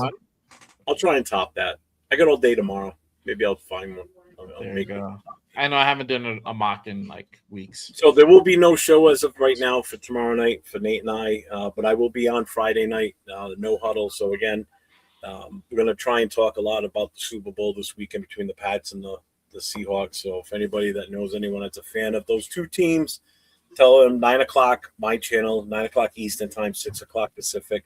Come on in. I'll bring them up on camera. We'll talk their teams and get their predictions. But I will see everybody Friday night next time. Okay. What about you, Leo? What do you have going on the rest of the week? I'm losing my mind reading about the change in the college football playoff for next year. Yeah, because Notre Dame has an automatic bid if they go 12. Not that, you fucking crybaby. Dude, we're basically going to see the championship game towards the end of January next year. Oh, I seen that. Wow. They're going to have like almost a whole month in between the game, right? Yeah. Yeah. The championship game is going to be fucking January 25th, man. Why is that? I don't know why they changed it. They're giving them a longer break in between. Oh, The quarterfinals is going to be the 30th and the 1st, right? The semifinals is 2 weeks after that, the 14th and the 15th. That's crazy. Yeah. So it'll be more than likely it'll be the Monday night after the after the AFC and NFC championship game. So That's you'll have the two NFL games for who's playing in the Super Bowl, then Monday night will be the national championship game. Wow. It looks like we're gonna have playoffs during NFL playoffs, like wild card weekend. That's stupid, right? Yeah. And it takes away. It completely takes away from the tournament feel of the playoffs. Yes. Like completely takes it away, which makes You know what? You know why ESPN's doing this, right? More monies. More money for the teams they want to advance, y'all. Because all the teams they wanted to advance. Oh, so that's good then, because Notre Dame's not gonna make it. Yeah. You won't even get invited. Look at that. Horrible. But yeah, no, man, I'm good. I'm good. The rest of the week, I believe. Yeah. You'll see me back on Monday, huh? You going on? Are you gonna do a show with Will? Oh, I have to look at my driving schedule because today didn't go so well. Yeah. Yeah. What's up, Rafa? Yeah. What up, Raph? Raph got a shout out the other day. Where did Raph get a shout out the other day? I don't know. I was watching something. Oh, when I was on the Black Team broadcast, somebody said that somebody that it looked like Raph, and shout out to Raph. Yeah, I can't remember what it was. Yeah. Yeah, you can't believe, bro. We've been on for 2.5 hours, brother. Yeah. Hey, Raph, do us a favor though. Make a mock draft and send it to one of us, bro. Yeah, we'll put it on here, and then we'll have the chat grade it, and then we won't tell nobody's who's. The reason I want to keep it hidden whose it is, because I know some people will say like, "Oh, I'm gonna give it an F because I know it's Jeff's," or "I'm gonna give it an F because I know it's Nate's." You know what I mean? It kind of eliminates that part to it, right? Yeah. No one's gonna give me an F, but it's okay. I know, guys. Yeah. Complete Folio because there's no Notre Dame players on it. There you go. Yeah, I would see. I thought people thought that one would have been mine because I got so excited when I saw him on there. Yeah, you would definitely see more Notre Dame players, especially our wide receiver. You would see him on there. Yeah. Definitely not taking a wide receiver from Tennessee. Chris Brazel, give him a chance. Told me the same thing about Jack Bish and Thornton, and here we are. Probably again. The jury is still out on Jack Bash. Actually, the one I crucified. I actually drafted a tight end in that one. Why? Why would you draft the tight end? Wow. You might as well take a kicker. The last pick. Get a draft Carlson's replacement since we're drafting for depth. Let's get a depth piece for AJ Cole and Daniel Carlson. Well, that's what Reynolds did in the first round with the first pick. Stun the world. Right. Kick for 80 yards. Backup long snapper too while we're at it. Fuck it. I know, right? We don't even have one as far as right now. We don't? He's a free agent. Jake Lord. See? Yeah. Send that dude packing. We need a snapper and a kicker. No. Crazy work. Yeah, but for me, I don't really have anything going on. I may or may not do a Super Bowl post game. We'll see what's up. I won't see y'all if the Patriots win. You guys will be hiding in your caves and shit. When the Patriots lose, you mean? Yeah. Hell no, I don't like Besh or Thornton. They totally underperformed based on what everybody said they were gonna do. Yeah. I don't care what you say. A first, second, and third round pick have got to hit. They're not project players, bro. First, second, and third round are not project players. Those you have to hit. Thornton, I'll give you. Right? Thornton, they made him have want to play them, that, right? Yeah. Yes, exactly. But you also have to earn the playing time to show to be out there, right? Really? You don't think? Did you not watch him at practice? I did. That's the thing. Oh, at practice. Oh my god, I forgot. We're under the Pete Carroll regime. We like what we see on practice and not in games. No, because I saw him not be able to get open in games because he didn't play. When he did play, was he always open? Yes. Liar. No, who's propaganda? He's talking about Jack Besh. He's talking about Jack Besh is always open, bro. Bro, just throw him the ball. Yeah, I didn't say he was worth, but it's not like he lived up to what he was supposed to be. Look at where we took him. To him 20 times. He caught 10. Yeah. He caught 50% of his balls. That means he only got open 20 times. Yeah. Geno Smith throwing him the fucking football. Funny how we make excuses for everyone, but okay, it's cool. Mike Thornton, 30 God damn it. What 10? What's the percentage versus Thornton's? Oh, it's a big. I mean, besides, I never liked Thornton. I'm not saying. I told people Thornton wasn't who he was from the get go. Yeah, that's Megatron. Okay, yeah. relax. Come on now. Yeah. Don't you dare speak about our Tennessee wide receivers like that, Bro. Tennessee wide receivers don't know how to run routes, and you saw it on film. This dude knew the ball wasn't going to him, and he didn't run anything. I think Thornton's a bust. I'm sorry. Well, he can't be a bust because he was a 4th round pick. I mean, but still, yeah. Yeah, you're getting what you got, type thing. So. But Bash, what round did we take him? Wow. And we want to sit up here and talk about the value of a number 6 and how we should have went somewhere else, but we don't recognize the value of a number 2. Different regime. Maybe he should have played. Maybe he should have played. Yes. Excuses. You're a 2nd round pick and you only get 10 targets? Excuses. What does that mean? That you didn't play. Right. That's right. I forgot about Membu. What? But I forgot about Membu. Mm-hmm. I'm going to draft Membu and Will Johnson. I'll see. Yeah.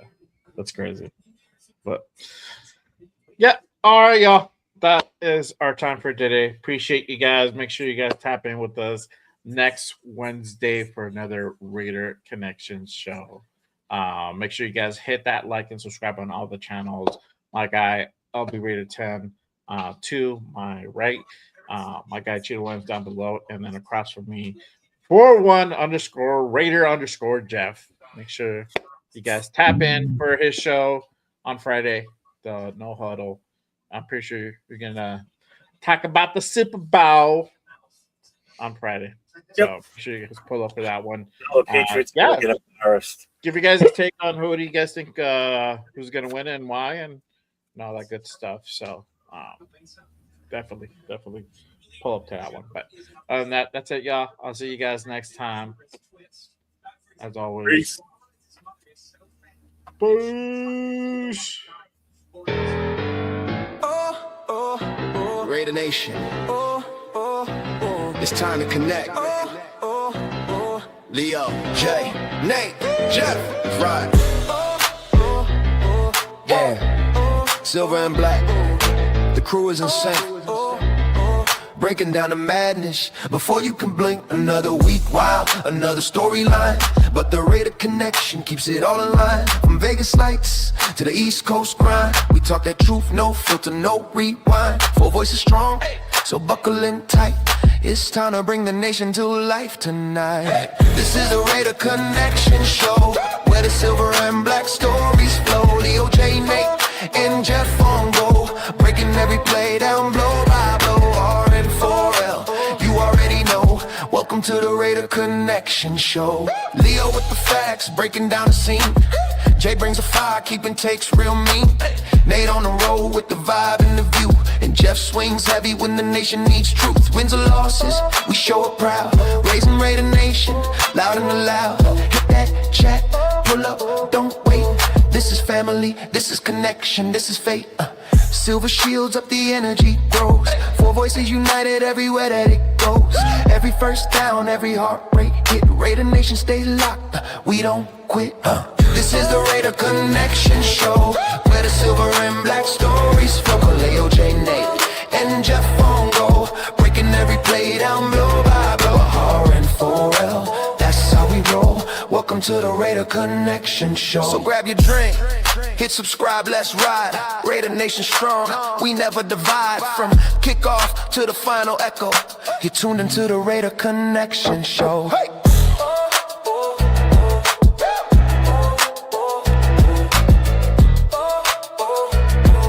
You're tuned into the Raider Connection show.